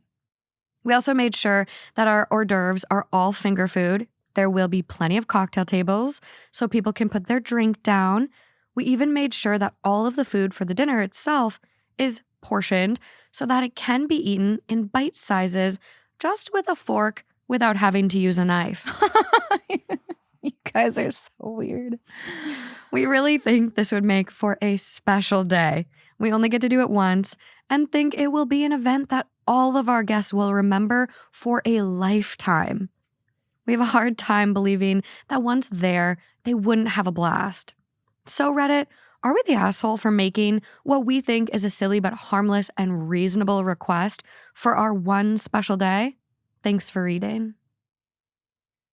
This was a find. What are your thoughts on this, Matt? I actually love it because it's like an Avenue Q wedding. You know, I mean, What is Avenue Q? wow. You don't remember that? I'm looking it up. I actually have an uncle who is a professional puppeteer. Mm-hmm. His name's Steve. And so he has a lot of these puppets. And I'm going to have to reach out and be like, were you involved in Avenue Q? But yeah, it is, looking at pictures of Avenue Q, it is kind of giving that vibe for sure. How I just imagined this wedding being like the most weirdest wedding ever. I agree. I'm curious, when you say that you like this, like, do you like the idea of it, as in it'd be fun to have a puppet wedding? Because like I agree. Like that's kind of a vibe. Well, I like the idea of participating but not having a Muppet themed wedding. Yeah. Yeah, it wouldn't be your choice for a wedding theme. No. So I agree. I think it honestly would be hilarious, and if that's really important to them, it'd be great. But my problem is with weddings is like when people start to get too controlling of other people wanting them to do or be or purchase certain things. Like I when you have a wedding, I think really it should be about having people just gather together. And so when it gets kind of Expensive. to that point where, yeah, and that's the thing too, is like 150 to 500. That's insane. Like, I mean, especially for like each one of your guests, like to expect that from something that they're not gonna use again, likely. For most of them probably don't have the same type of affinity for this topic. And the other thing too, I was talking about with somebody is that when people buy people wedding gifts, it's like, even though they're still giving the gift to somebody else, it's like they like to be able to pick out what they're spending their money to gift somebody else. Like that's something that I've heard a lot of people kind of complain about. I totally understand like having a honeymoon fund. That's something that I would put up on there too for a wedding. But like I've heard people be like, that's all they did. And I really wanted to get them like something, you know, and they said no gifts. And I had this idea that I wanted for them. And so it's like people do like to give gifts in a way that's from their heart. So that's where I have a problem with this. And then just the like wearing it the entire time, that's too controlling. But like the concept itself is fun if they provided the puppets and if they said they could take them off when they want to. Yeah. I mean, that's what makes it, you know, just a little bit too much. Exactly. Too much is just perfect. And I do agree. Like some people don't even gift $150 to someone. And when the puppets are starting at that price, it's a little steep. I did peek at eBay and I'm like, I wonder what eBay has for puppets. You can get some pretty decent puppets on eBay for $16.50, $8. So I think if you didn't set that, you need to go to these vendors, I think it could go over. It could go over well. Yeah. But the question I'm left wondering is what happens to the puppets after the wedding? Does a That's a good couple want question. them? Or do you get to keep them? Yeah, because they did say like in lieu of wedding gifts, we want them to buy these puppets. So that is a really good question of like, is the couple then keeping all of these? Because like for me, like I don't even know if I'd want a puppet in my house. No. I'd be too afraid it'd come alive at night. I know. I know. Looking at eBay, there's actual ventriloquist dolls. No, thank you. I saw that one movie where the guy was killed and he was actually used as a ventriloquist. Oh God. Did anyone see that movie? No. Yes, I did. Thank you, Matt. Thank you. I love that movie. What is it called? It's called Speak Son. I know. I can picture the actor. The Dead Silence. Dead Silence. Yeah. Yeah. No, that movie was crazy. The father was creepy. It really was. So top comment on the original post. You're the asshole. You're not like bad people, but Jesus Christ, I'd never want to associate with y'all ever again. I'm exhausted and infuriated reading this. Your quirky nonsense is going to keep people away. Would you go? Yeah. Would you just buy the cheapest puppet? Yeah. Matt, you said you're down for it. Oh, I'm down for it. It's the same. I just go. I would obviously complain about it to the rest of the guests. Like, how crazy is this? But then I'd be like, this is hilarious and iconic. There's some things in life that you just do for the plot. Exactly. I just feel like I just would. But like, I think sometimes too for people when they're going to a wedding, like you don't really know what's going on in their lives at that time. And if they're traveling and booking like the hotels and everything that they're doing, maybe they're bringing their kids, finding babysitters. It just feels like another thing to like ask of everyone to have this like handcrafted, like specific, it just feels like it does feel like it's asking for a bit much. There's a comment here on Matt's post on Best of No Updates where someone says, would be the easiest RSVP no out of any wedding invite I've ever gotten. I'm like, I think people need to be a little more open-minded. Yeah. It could be fun. Oh, it'd definitely fun. I'd be out there having conversations through the Muppet. Yeah. With it. I mean, you have to go all out on this thing. Oh, yeah. The Muppet needs a drink as well. Like, two, one for me and one for this guy here. You know, yeah. I just like love how much Matt loves this. And I like just like a recap on my favorite moments of Matt so far is Morgan messaging him, weird. Puppet wedding, not weird. Oh man. It's great. Okay, well, let's get into the second story. Also, again, from Direct Caterpillar on Best of Redditor Updates, originally posted to r/legal advice. And this one is titled, Last month, a friend began to cross a flooded river in his car with me in it. I jumped out. Now I have a letter from his lawyer asking for damages. Early in November, we went to pick up car parts after work that my friend, who I'll call Aaron, because his name's Aaron and I think he's being an idiot, had bought on eBay. We had to go through some back roads to get to the property and pick it up, and all was well. It had been raining for a part of the day, but really picked up when we were loading the parts, and we got to a causeway that we'd passed only an hour before, but it was now covered in what looked like half a meter of water, and we stopped. I'd been navigating and knew that we could back up and take another, much longer route, even though the highway was just a bit on the other side of this causeway. There was no way I'd go through the water as it looked, but because I'd been caught on a causeway 20 years ago in less water and had my car pushed off into the river, I didn't want to risk it. I didn't lose that car, but it's one of the scariest moments of my life.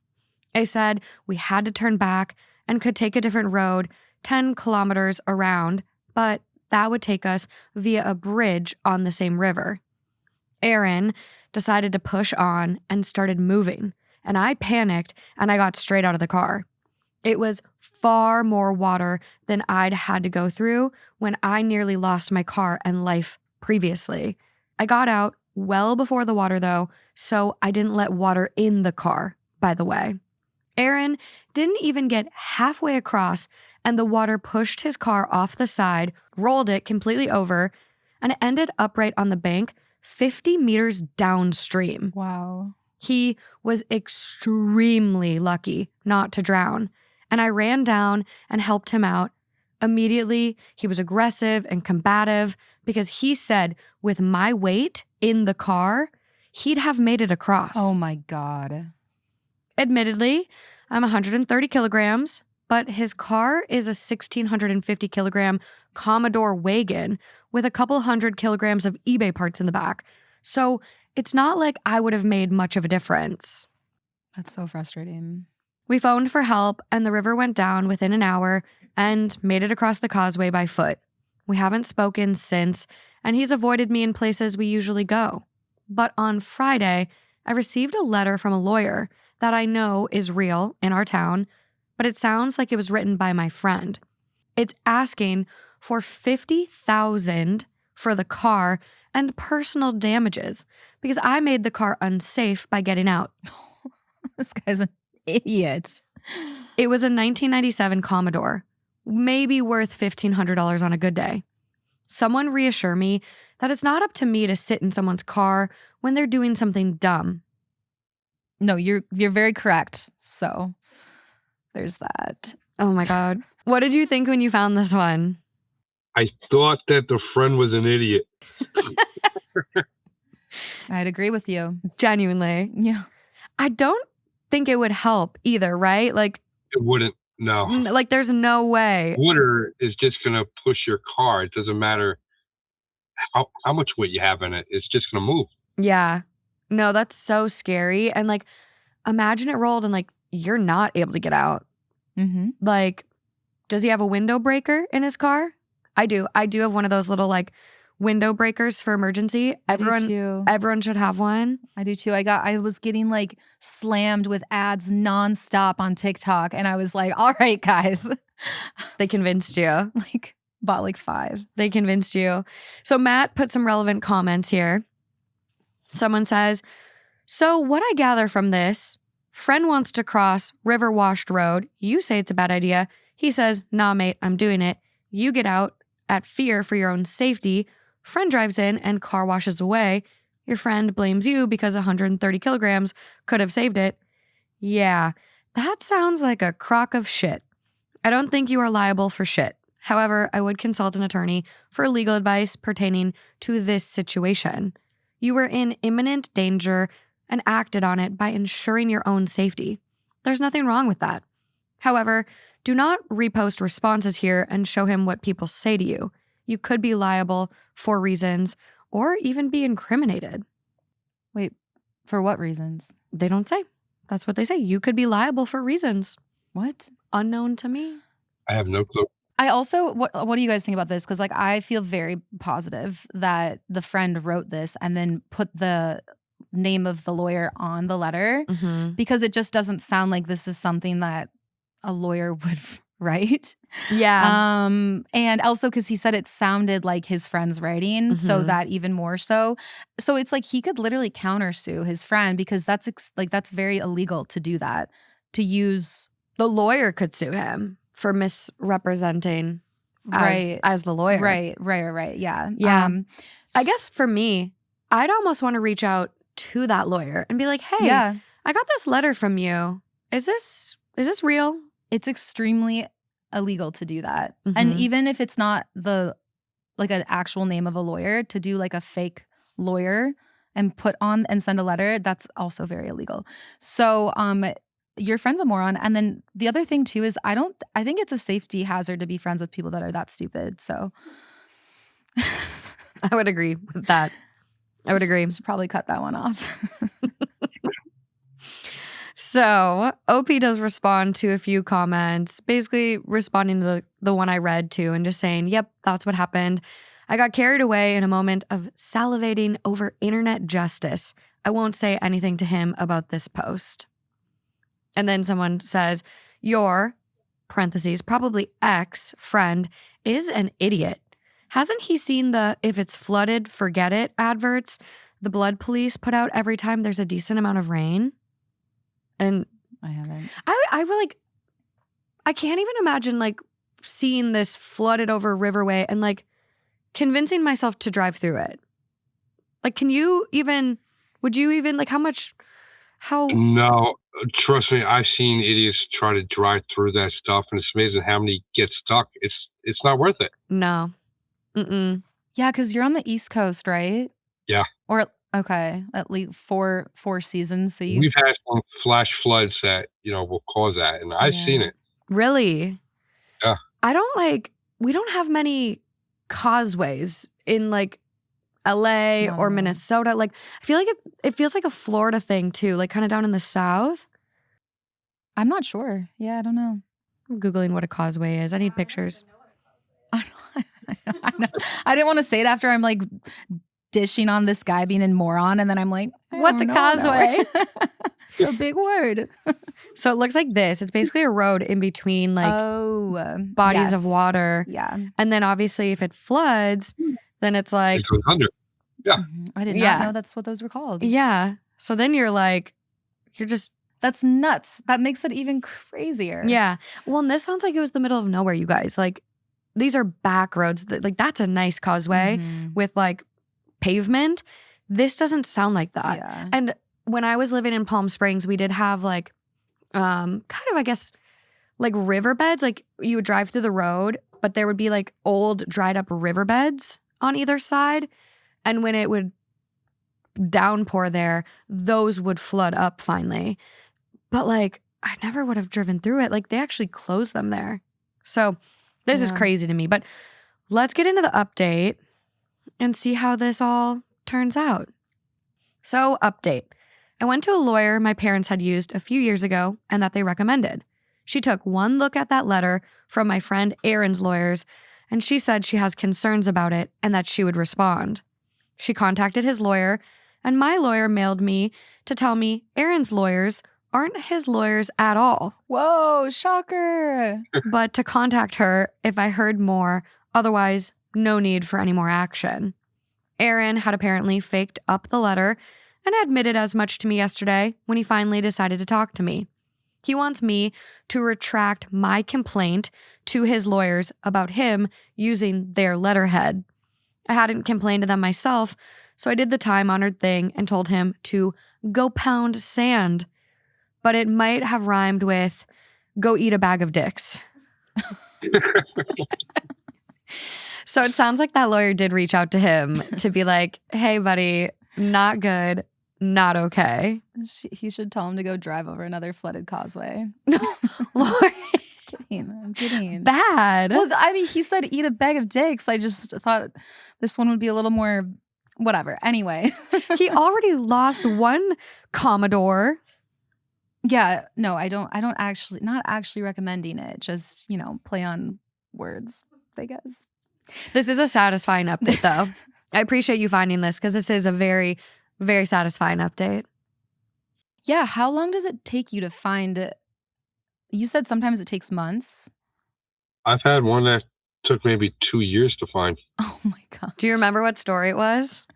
Yeah, it was a woman wrote in that her boyfriend only wears one shirt. The beef. So where's the beef? Where's the beef? I read Where's the It took me beef. 2 years to find that one. I heard about it. And I said, I got to read this.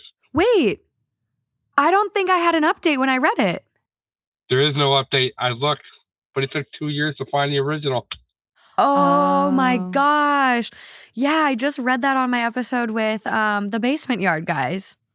Oh, yeah? Yeah, they loved it. You guys give me a Spark Notes. I want to know what it is. Matt, you want to do it? Yeah, there's this woman goes to relationships and she wants to know if something's weird. How every date she's gone on with her boyfriend, he wears the same exact shirt. Where's the beef from Wendy's? So it gets better when she goes to his place and she asks him about it. He's got about, 20 shirts of the same shirt, in the same color. He's a cartoon character. And she wanted to know, is this real? Is this normal? Yeah. Everybody say no. Everyone's like, no, it's a little off. I really wish we had an update on that one. I really wish. I know. I don't know if I ever made a social video for it. I'll make a social video. Maybe again, she's out there, but I did end up ordering some Where's the Beef shirts and I gifted it to the guys. Oh, that's awesome.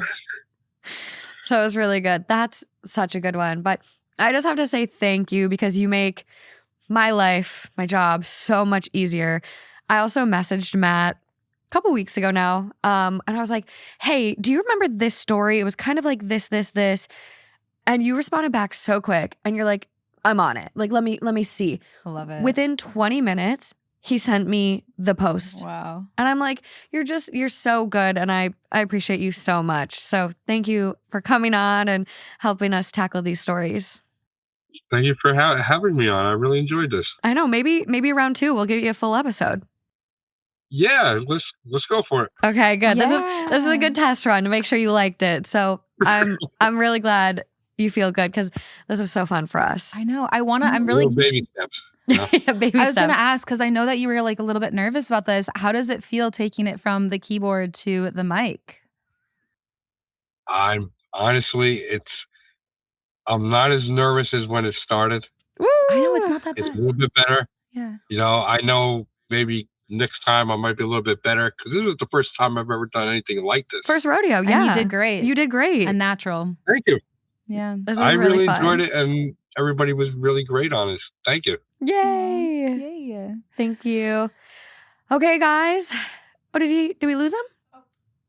Matt, are you still there? No, I'm here. Okay, cool. I'm here. I was like, damn. I just like. I know the screen. And blocked. No, but you did so good. This is coming from our very own Two Hot Takes subreddit. Yay. Hey, family. Hi, guys. It is titled Advice Needed. Should I give back the office of my coworker that came back from maternity leave? Probably.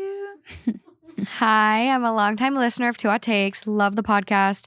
Hope to have some of y'all's help. Thank you. So I, 23 female, Chloe, am a new grad, and I've been working in an accounting firm for 1 year, my first job as a newer grad. And I took the office of my 30 female coworker, let's call her Julia, that was on maternity leave. Back in 2025, I was at the end of my school year and was dropping off some resumes. By chance, Julia was due to go on maternity leave in late July 2025.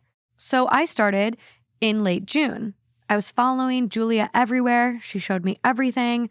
When it was time for her to leave, I took her office, making it my first office. Months passed by, and I decided to decorate it. I brought some plants, I put up my diplomas, put up a huge mirror, LED lights under the cabinets. I painted all of the walls because it was a bit overdue. Wait, what? What? All with the approval of my two bosses, Mike and George. It was now my office. Now the problem is that Julia's back. One of my bosses, Mike, assured me that I would stay in my office, that office, and that Julia knew that she had to take another office because she left. He repeated this message to her multiple times, even months before she returned. He made it very clear that whoever left their office would lose it. The first day back, Julia came into my office and said, "Oh, wow, I'm going to come and get ready in my ex-office every day with this nice mirror you have in my old office." And, I miss my office. Oops, I mean my old office, with this arrogant tone. She seems to think she's better than everyone else because she had a higher position in another country and is now a bit lower here in Canada. She always has something to say and wants to be liked by everyone, especially the bosses. Julia's been complaining to George, the other boss, about her new office. The other office has smaller windows, but is still very big and is more secluded with a little hallway and is more cramped, but in a way that you still have a lot of space. It's a bit weird, but has charm. George says the person with the most years at the company gets priority, which is Julia. Mike shared everything with me today and wants us to find a solution. I understand she just wants her old office back. On one hand, I want to give it to her since she's returned, but I know she'll constantly remind me if I do, in an arrogant way. On the other hand, I'd love to keep it, but I'd be very uncomfortable working next to her. I don't want to leave my office that I literally rebuilt and upgraded for my comfort just so she can benefit from it. I also thought of just taking everything and transferring it to the other office myself. I want to be the bigger person and not fight over a silly thing like a workspace. However, I would have been more receptive if Julie had come to me directly and asked, or told me nicely, that she was uncomfortable in her new office. I find it disrespectful that she went behind my back. Honestly, I don't want to work there anymore because of the environment she brings. I feel undervalued and not taken seriously. I don't know if I'm overreacting, but I'm torn. What should I do? Give her office back or keep it? Thank you, Chloe. Edit to add, Julia knew she would not have her office back from the day she left. Like, I can't, like, as a recent grad, my job as a corporate woman was to not this. I don't know. I don't know. Just not this. It's just maybe like, just not rock the boat so much. Yeah, it's like, and I would have, I just can't even, especially like, I mean, I guess if they said, hey, when you leave, like, you won't get your office back. Like, yeah. I guess if they made it clear and she agreed to that, that does change the whole story. But I also think, like, I don't know, like, even like in the job I work now, like, people are very particular about their offices. It's not like you can just take somebody's office who's on maternity leave and then like make it into your own little home and paint the walls and like grow bushes in it. Bushes? Lauren, they're beautiful plants. Whatever. But like, and then just be like, oh, sorry, sucks to suck. Like, and I do think that, you know, she mentioned like, oh, she thinks she's better than us. I guess I don't know her attitude. And I know maybe it's pretty rough. That can happen. And that's unfortunate. Truly, she could be miserable. She could be we don't know. She could be pretty rough. But I do think that there's a hierarchy and it doesn't seem to be like that. It's like computing to you at all that like when somebody puts in the amount of work that they do in a corporate job and climb the corporate ladder, it's like, you would hope that there is if you have a baby and you come back, like you'd hope that there's some respect for all of the work that you've put in versus somebody who's just starting off. Like, because again, like when I was fresh out of college and in my corporate job, like my job was to respect the people who were coaching me and teaching me and giving me a job there and like helping me learn how I can be like a good employee. Exactly. And so I think that like, I don't know, unless this is like missing like a bunch of like context. A lot more context, then it feels like you didn't have to paint the spot. Like you decided to paint the spot. Like you put in the effort to do that. And that wasn't like a required thing that you had to do. And now you have to give it up. And honestly, even if it was like, if I was 22 and like right out of college, my boss was like, paint my office, I'd be like, say no more. Who's buying that paint? No, I would. You would? I would, yeah. I would. I was so bright-eyed, bushy-tailed, ready to work, eager ready to impress, like Yeah. ready to please them. And like, I don't know, like maybe that's not the thing anymore.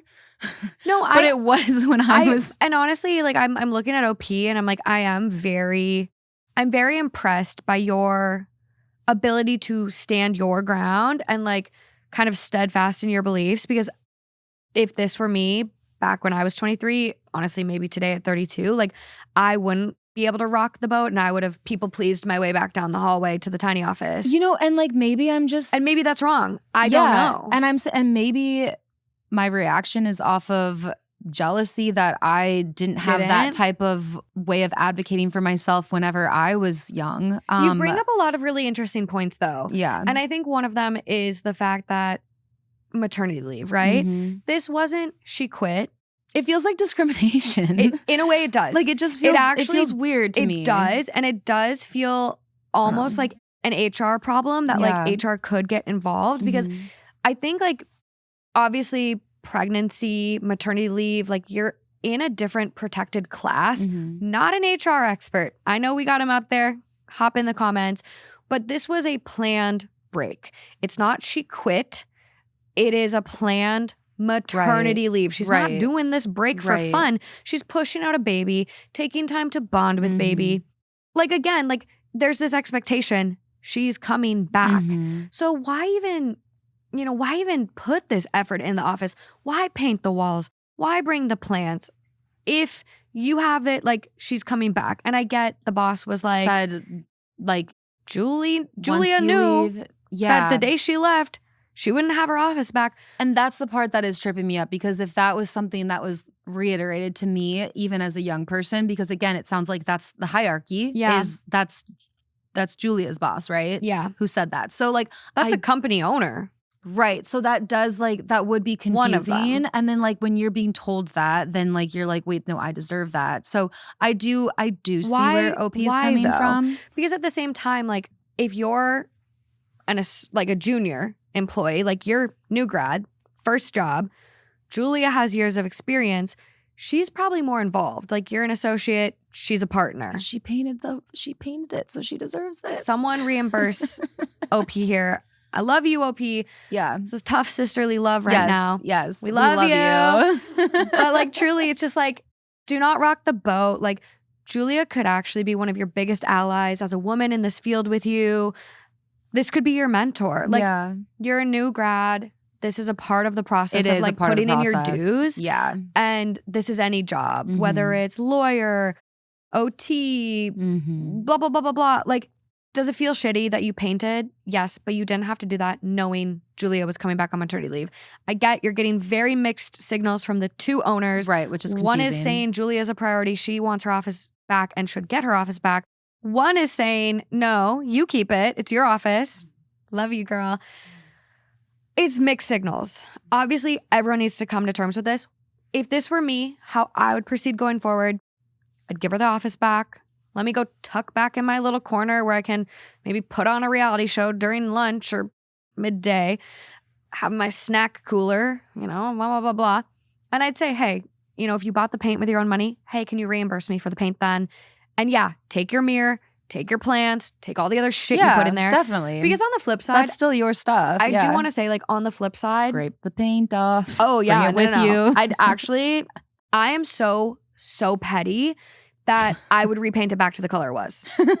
It wouldn't be a cute color that I picked. It'd go back to millennial gray. But I will also say, I could see a side of this that Julia also knew she wasn't going to get the desk back, but then came in and saw all these nice modifications and is like, I love what you did with the place. I'm going to try to get this back now. I don't think so because, maybe this is just a me thing. Okay. But like, I would not care about the paint. And that's the reality. She's not going to keep all of the plants. I feel like OP was like, I kind of just want to move everything over. Almost like OP was going to leave the mirror and the plants. No. But do not leave your stuff there. Obviously bring your stuff. Leave that thing an empty shell. Yeah, that's your stuff. You're going to bring that. But like, yeah, I don't. So that's what makes me think, I think she just wanted the office. I think she just likes the office. Clearly a hot commodity. Better view not down a cramped hallway. I mean, OP was like trying to make the other one sound nice, but otherwise like, OP would have went to the other office that wasn't occupied, you know.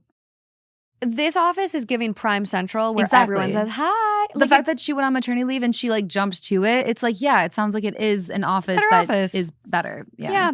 And I just think at the end of the day, like that is something that, you know, you have to pay your dues a little bit when you're in the corporate world. Like you gotta grind it out. And like, this is to be expected as a new grad. Like you're saying new grad first job, like you said it multiple times. This is like, so it does come with a little of the territory. And hey, if you feel you're undervalued and you can get a better job with maybe more pay, do it then. Like that could be a fun, go to the next ship. Or maybe the problem with the job is that you're getting two different things that are making you feel uncomfortable. Like you have two different owners that are saying opposite things, and it's making it so that like the company is not a well-oiled machine. Like, you know, like, well, it's like, who do you listen to then? Yeah, you want the consistency because otherwise it doesn't feel good naturally. 100%. So I think if you want to find another job where like the leadership is more aligned, and that would be better for your, what is it called? I'm like trying to think of like your constitution. Pledge allegiance to the flag. No. Like, have you never heard like your personal constitution? I probably, but I was looking it's like for the code you live by. Okay. What makes you feel good? Okay, I'll keep using that one. Like, I pledge allegiance. Yeah.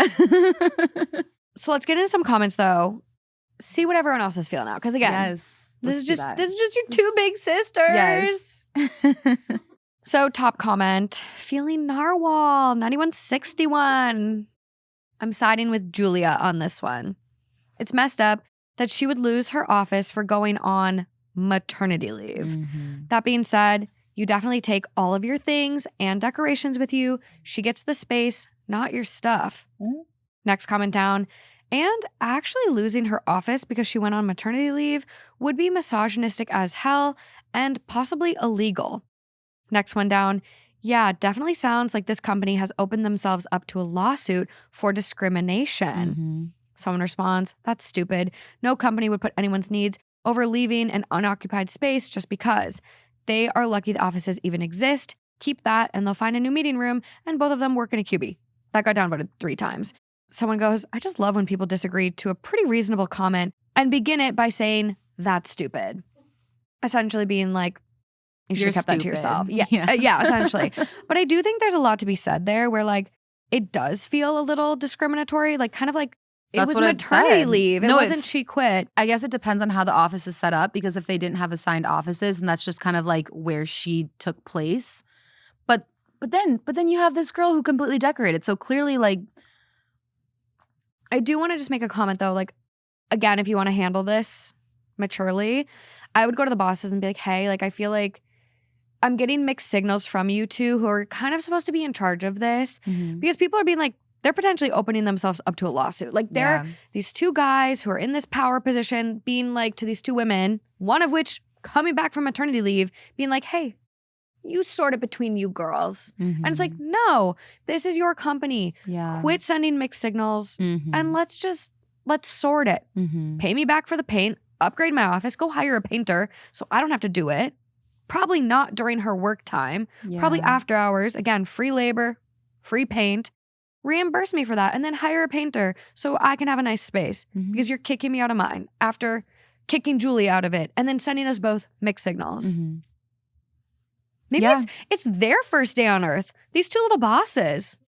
It's their first day. Get it together, guys. There's a lot of people that like also just don't know what is legal and not when they run a business. And whenever I was working at a company where I would sign up payroll for people in small businesses, it was like that was always so astonishing to me. And I was young. Like HR is complicated and like, yeah, but I was young and I was like signing up payroll for like these older men and I'm telling them like what they're doing is illegal. And if somebody ever sued them, like slippery slope. There is one last comment I'll get into because OP does respond to it. It's the only comment that OP responds to, and it's not even from the 2 Hot Takes subreddit. So OP did post this as well on r/advice. And again, same title, same body of the post, it appears. And so someone says, Quote, I took her office. You shouldn't have done that. She trained you and showed you around, and then you took her office knowing it was hers and that she'd be back. The bosses should have assigned you an empty office, and now you're making it weird and uncomfortable. Yeah. Quote, I find it disrespectful that she went behind my back. That's ironic. It's just an office. Yeah. So move into the other one and let the one who has seniority have her office back. Mm-hmm. What happens if you take a day off? Will she just move your stuff out and move her own stuff back in? OP responds, yes, she did when I have my day off. She comes in the office and uses everything. And I wasn't even sure if she was coming back at all from her leave. I will say the leave started again. We're July 2026. She's just coming back. This post is only 7 days old, week old. Her leave was almost a year. Oh. So don't know if this is the United States. There is no mention of what country this is coming from. Some countries, their standard maternity leave is 1 year. The US does not have a standardized maternity leave. It could be 6 weeks. It could be 3 months. It could be 6 months. We don't know. So a year, I don't know if that changes anyone's feelings on it. I mean, it's definitely enough to get comfortable and not leave the prime real estate maybe open the whole time. But again, yeah. she's back. Yeah. Time to move. Right. Let us know what you think in the comments. I feel like that one is going to be, it could be divisive for people. But okay, one last one for us here. Are you ready for this? Let me feel the vibe. Vibe check. I'm ready for this. Yeah. Last but not least, this is coming from r/relationship advice. It is titled, I, 35 male, was caught using AI to write wedding vows and partner, 34 female, walked out. What do I do? I, 35 male, recently had a wedding with my partner, 34 female.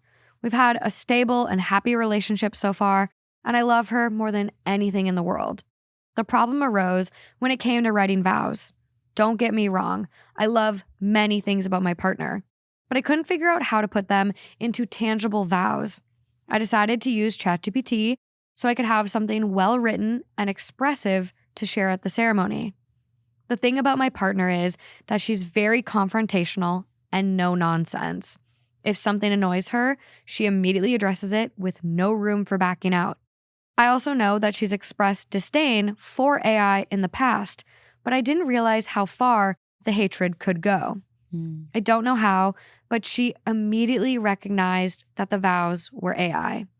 After I finished, she had this angry look and whispered to me, quote, did you use fucking AI to write that? During the wedding? I was quiet because I couldn't believe she had noticed that, and she was choosing to address it while we were on at the altar. Full display for everyone. Oh no. She then said that I either speak from the heart or she walks out. Oh my God, no.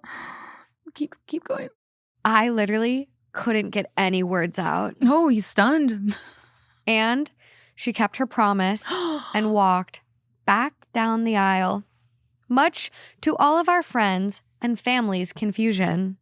Oh, they didn't hear her? She wasn't mic'd up. Okay. She's been ghosting me these past few days, which is atypical for her, and honestly giving me panic attacks. Oh, no. Most people agree that calling off a marriage because of AI vows was an overreaction, and that maybe it was a sign that our relationship would have issues. But a few female friends have said that they would have done the same. I'm hurt, and I honestly just needed it to help make the day more special. Is this worth fixing? Honestly, I don't know. Because AI aside, I think it's just the fact that she walked out during the, when they're about to. Yeah. It just. I wonder. Sorry, go on. No, and I was just going to say, and then the ghosting too. It's like to ghost somebody after that, again.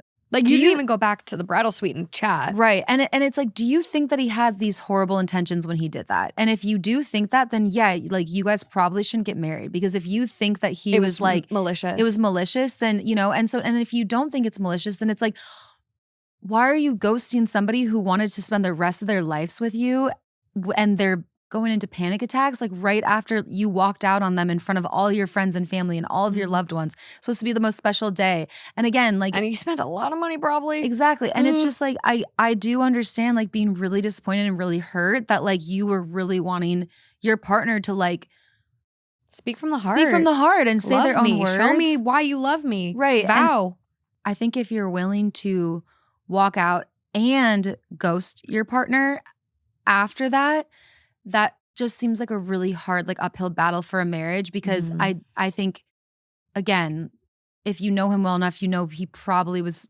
just trying to get maybe good intentions. Yeah. And if you don't think he did, then it's just, yeah. I understand being hurt and let down while you're there at the altar. Should he have used AI to write his vows? Absolutely not. Absolutely not. Like, buddy, I don't know why you thought that would even be a good idea. Like, that should have came from your heart and not some paraphrased human computer. Like, that is really shitty. But she confronted him up there. I understand being shocked. I understand being like a deer in headlights. But the fact that like you were literally ready to say, I'll spend the rest of my life with you. And then she walks out. It is an interesting reaction. And it does beg the question of like, are you even compatible? Is this worth saving? I don't love AI. I'm very against AI, especially in terms of using it to write your vows. Like, that better come from your heart and our experience and just be so sentimental and so you. Otherwise, I don't want it. Yeah. So I completely get that. But I don't know if I would have threw away a marriage and a life with someone if there weren't already a shit ton of cracks. Like, there's got to be a lot more going on here. I have a lot of questions with this one. I'm, again, like very curious why he even would think this is a good idea. Again, kind of like first day on earth, buddy. Like, did you think AI would be a good way to write your vows that are supposed to be very sentimental and heartfelt? And I feel like for me and Justin, when we talked about our vows, it was like a demonstration of like our relationship and why we mean so much to each other and like what we are vowing for our future. Like, I promise to always support you even through your toughest days when you don't even believe in yourself. Like, I do think it's a really good opportunity to show your love for this person and that like, I see you, I understand you. ChatGPT doesn't know her. And I fully understand why she's so upset. And I'm very confused why he's like kind of like surprised by this. But like, I think, again, like as you said, AI vows aside, maybe the AI vows aren't really the issue here. But I'm really curious because I do think there's a lot of cracks, as you're saying. There's got to be other issues. But I'm really curious if she told him before the wedding, please don't use AI. I know you love ChatGPT, but like, please don't use it to write your vows. I'm really curious if this was a conversation before this all went down, and that's why her reaction was big, yeah, explosive. Yeah, it's interesting. Catastrophic. And the thing is, like, too, though, like with AI, it's not like, I mean, he could have just been like, tell me what I should say when I'm getting married, and he could have just done that, but he could have literally written out like how much he loves her and then put it in AI and been like, can you make this better and better, like more well written? And then AI could have taken everything that he still came from his heart and cleaned it up so that he didn't sound like an idiot. Yeah. So it's like, I mean, I guess, I don't know. There's like, there's levels, there's tiers to all of this. We do have a few comments from OP. So let's get in the top comments first. I do see some responses from OP, but I just want to see overall what was best. So top comment, I'm skeptical. Most people told you this is an overreaction. Let's see the vows. Most people Good is question. just his way of saying ChatGPT told him. Big red box here. That's funny. In vain, I've struggled. It will not do. My feelings will not be repressed. You must allow me to tell you how ardently I admire and love you. In declaring myself, thus I'm fully aware that I will be going expressly against the wishes of my family, my friends, and I hardly need add my own better judgment. This is his. It's a role play. That is not OP. Oh my God. I was about to faint. That is not OP. That is someone role playing vows. It did get a decent amount of upvotes and a award. So no, The next top comment I see here, expressive and AI don't go together. She was able to figure it out that it was AI because AI doesn't have the same tone as you.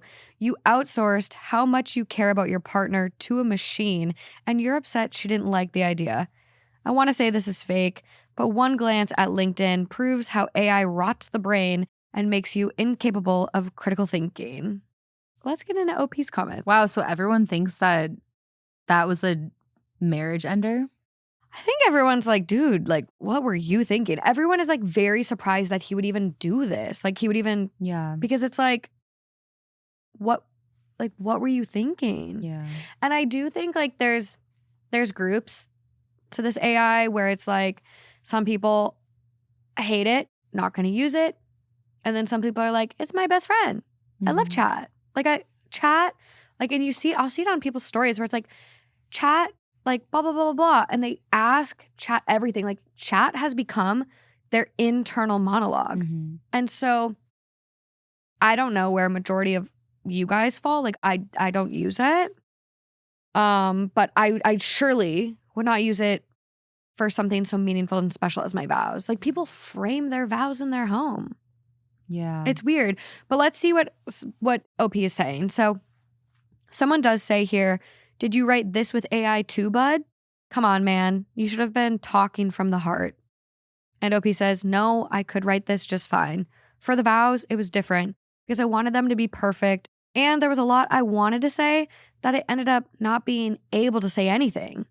So like kind of describing being overwhelmed, panic. I wrote my vows morning of. Like I did procrastinate and panic write them, but it did really inspire greatness, if I do say so. OP says here, I didn't realize she would be able to tell right away. When I spoke of her disdain for AI, people are making it seem like it was a deal breaker that I simply ignored, which isn't the case. I didn't understand that it meant that much to her, and I definitely won't be making the same careless mistake again. Someone says, the thing is, this is a slippery slope. Once you get AI to do something as important as writing your wedding vows, you will even more easily be getting AI to reply to your text messages and creating apology messages when you get into arguments, which you didn't even write, at which point she might as well be in a relationship with ChatGPT instead of you. OP says, this is the first time using it to write text, and this whole situation scared me off it for good. If I can fix things, hopefully I won't fall into a slippery slope again. Someone commented, $10, she planned the entire wedding. OP probably just had this and picking up their tux to remember and couldn't even be bothered to put in any effort. OP responds, I was involved in the wedding process. She always asked for my opinion, and we came to decisions together. I also paid for half. I'm not some freeloader because if I was, she would have kicked me to the curb a lot sooner. Yeah, people are like really going in. Like, I mean, if his story is what his story is, he was so overwhelmed and nervous. And like, again, like he didn't say like, I just said, write the entire thing for me. He said, I didn't know how to like exactly express exactly how much I love her. And so it's like, I don't know. People are like acting like he's like the worst human that's ever like, and it's like, yeah, like it was a bad call, but like, he's not like this malicious. Yeah, they're like, all it does sound like he was just overwhelmed. They're just like, they're like, I bet you didn't plan the wedding. I bet you're just a piece of shit that like is a worthless scum of the earth. Like, I'm just like, chill the fuck out on him. No. Jesus. And I don't know. Some people, like there are some comments he responds to where people are just like, didn't you have an officiant? Like ours offered to help us both individually with vows. OP was like, I actually thought getting help from an officiant would be less authentic. I guess I took it an even worse route without even realizing. And it's like, I guess like if you look at that versus let me have this other human influence my vows versus like, I don't know, some thoughtless machine that is my sounding board. Right. That is just, I could see how he would get there. There's a comment here, last one that he responds to. Someone just asking, are you by chance on the spectrum? And this is where like, I'm really surprised this next part comes from them. But they say, I can't imagine the tone-deaf carelessness you exhibited without some kind of neurospicy traits. Parentheses, speaking from an often tone-deaf careless person with odd HD. And I'm like, I get you can relate, but like kind of worded that almost as a disservice to people that also have that. I don't know. Yeah. OP responds, this has been brought up before, but I don't have a reason to believe it's true. I've seen 2 psychiatrists, and none of them had mentioned wanting me to get tested or anything. I think I just might be a Dumbo. He's really really feeling himself. Kind of ugh, hurts. I mean, I guess if everyone wants to hate him, I feel bad for him. Sorry. I don't think that's something to be sorry about. It's tough. This is a crossroads for a lot of people in life right now. To be honest, my dad uses AI. Sometimes he would send me AI shit, and I said, don't fucking send me that shit anymore. Called me up the other day and goes, how's it going? I go, good. And he's like, I wanted to send you something, but I know you don't like AI, so I didn't send it to you. And I go, thank you. We have boundaries around it. It's a crossroads for a lot of people. And again, it was his first wedding, his first time writing vows, first time on earth, first day on earth doing that specific thing. Yeah. As he said, he won't make that mistake again. But we do get an update. Let's hear it. Are you okay? Are you just feeling so bad for the guy? I feel so bad. He's his partner just walked out on him, ghosted him. He's having panic attacks. He goes to the internet to be like, am I a bad human? And then everyone's like, yeah, you're a bad human. I just feel, it, like you said, it's a new thing for the world. AI is new for the world, and it's weird. It's confusing. And he made a mistake, but have some grace for the guy. Yeah, it's new. I see that. I don't know. I'm with you. Again, I still think it's crazy he went there, but maybe there is some truth to that commenter being like, are you neuroatypical? Maybe there's just lack of social cues or something, whatever. But or what if he put in a sentence and was like, can you make this sound more eloquent? And it was I love you because you remind me of the sky, and I love the sky, and you're my favorite person in the entire world. And then AI made it a little bit more flowy. It's made him sound less like an idiot. I'm really curious. Yeah. I'm really curious what they were, because the way that she just clocked it, I'm like, what were they? Yeah, I wish he could give it to us, because then that would give us so much more context. They never get shared, and from scanning the update, I don't see it there, but let's get into it. Okay. Update. I honestly wasn't planning to do an update after all because of how humiliating this entire situation has been. I didn't want to give any more reason for people to rip me apart, but now that my story is posted on a popular YouTube channel, there probably won't be much of an escape route for me. There's no doubt people we know will find it now, so I wanted to give the short update everyone has been itching to get. I did what I said previously, and I told her about the Reddit post and how the replies gave me her perspective and that I was sorry. She ended up getting even more angry with me about, quote, posting our business, even though our names weren't mentioned, and that she couldn't believe I needed online strangers to tell me why I was wrong. Also, apparently my mom was texting her about paying back all the wasted wedding money, and she used that against me too, which I don't think is fair. I have no control over what my family does. Snacks and flowers didn't do much. She refuses to give me another chance, even after offering to go to couples counseling. So yeah, the wedding is never happening again. It's over. This has been the most horrendous time in my life. I've thought about giving up altogether. See, that's so fucked up. Meanwhile, she's posting about brunch with friends on her social media. Makes me wonder how she could move on that fast while I'm a wreck. People have accused me of not caring about her enough to write my own vows, yet the difference in our reactions to splitting up say the reverse. I hope you're all happy. Feel free to rub salt in the wound. I'm not coming back to this account. This is so depressing. It's really sad. I hate this entire story. I'm sorry. He's thinks about giving up completely. It's just that is devastating. Oh my God.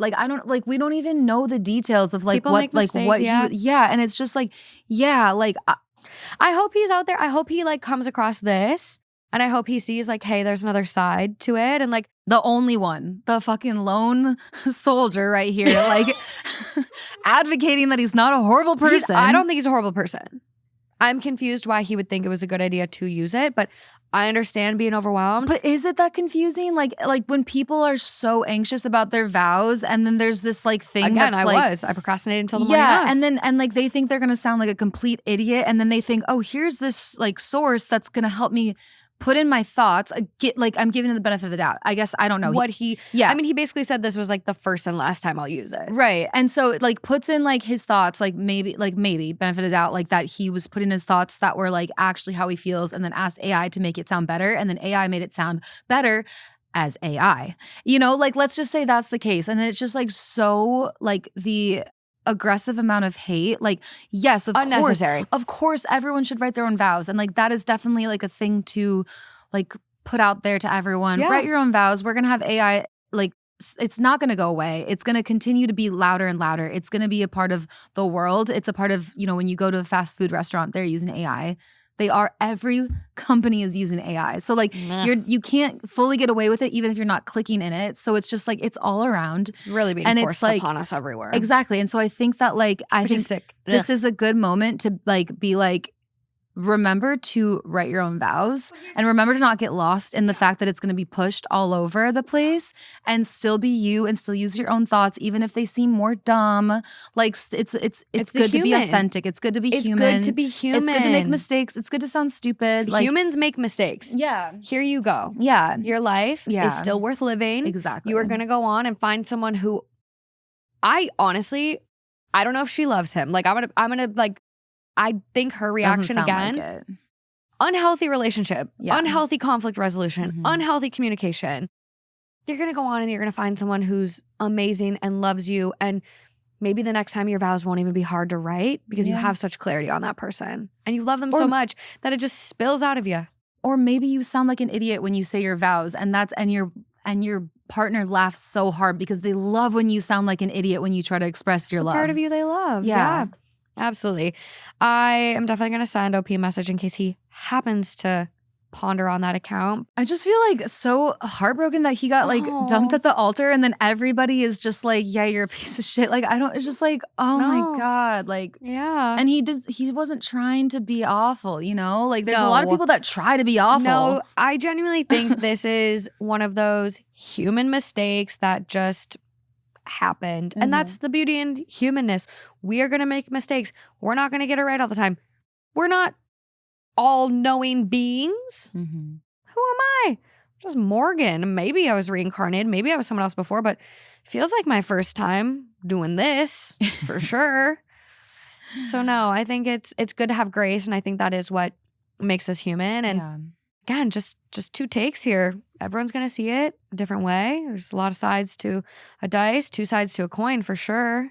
That's for sure. Yeah. For sure. I know that. Yeah, you know, and that's the thing too that I do like want to continue to like convey to people, because obviously we're on here and we're judging anonymous stories. But I do think it's tough when I come across things on the internet, even if it's celebrities, the way that people are so unforgiving about celebrities making mistakes and people making mistakes in general. Or I'll see somebody gets like bit by a shark, and it's like, oh, someone was bit by a shark. And then the comments are just like, well, you're an idiot for going, like you deserve to die because you went in the shark's land. And it's just like, can we just like be chill, nicer to each other and like be human and just like remember to give grace, and that like people say stupid things, people mess up, people make mistakes, like people do things they regret. Like let's just all give each other like a little more grace and give each other a little more love. Yeah. Well, I think too with Reddit, remember like potentially a lot of times, I would say most times, there's a human on the other side of that. Yeah. There's a human on the other side of that. And, you know, there's unfortunately came across my page the other day where this Fox rehabber actually, you know, because of comments online. And it's just shouldn't be like that. No, exactly. So be kind. I think everyone out there today, like take this as a reminder of like compliment someone, do something nice, pay it forward in some way. Like I just think we are in this world and we are creators of the world we want to live in. And I know obviously a lot is out of our control and it can feel paralyzing and overwhelming and just catastrophic most days. I've really been going through it this week. So just little reminder of like, just be kind. Like someone, like smiling at someone, complimenting them could make a huge difference, a big impact, and let you be the person that makes someone's day. Like how good does that feel? So just be nice, be kind. I also, that was beautiful. And I also saw something that was like, to be a human is to be a hypocrite, which is I love that. Well, it's so funny to me because it's like, I used to be like, oh, hypocrites bother me so much. But like, I'm probably a hypocrite too. Like we all have contradict moments. myself week to week. Yeah, and I've noticed it with everybody in the entire world. I just like vibe. There's always going to be a moment where like you're judging somebody for something that like you've probably done in a different relationship or like on some capacity. Like it's just like flying by the seat of my pants. How I feel on a day is gonna totally impact how I act, behave, what I say. Yeah. So just remember to try to be kind to people. It's okay to like get angry and bitch about stuff and be mad and like judge have the people you vent but like to. but also have those moments to come back down to earth and be like, I'm imperfect too. So beautiful. Love you guys. Love you guys so much. We are also going to be doing more of these stories over on Patreon. And again, like we're going to, I think, have more stories where it's like, whose first day on earth is it within the story? And that's how all of these are kind of intended to. It's like, whose first day on earth was it? Yeah. Is it their first day or, are they well experienced? And maybe it's our first day, as we found in the tamarind story. Yeah. With me and the pistachio. But this will be, again, a bonus episode over on Patreon. Patreon, I don't do ad free, you guys. It is all new stories, new content. It's not repeated anything. So head on over. There's also a upcoming theme called Jump Scare. You guys are going to see very soon. Patreon episode for that. So come join us over on Patreon. Free stuff too. So just come be a part of the family. Anything else, Lowen? No, I'm so glad to be here. Until next time, guys. Bye, guys. Bye.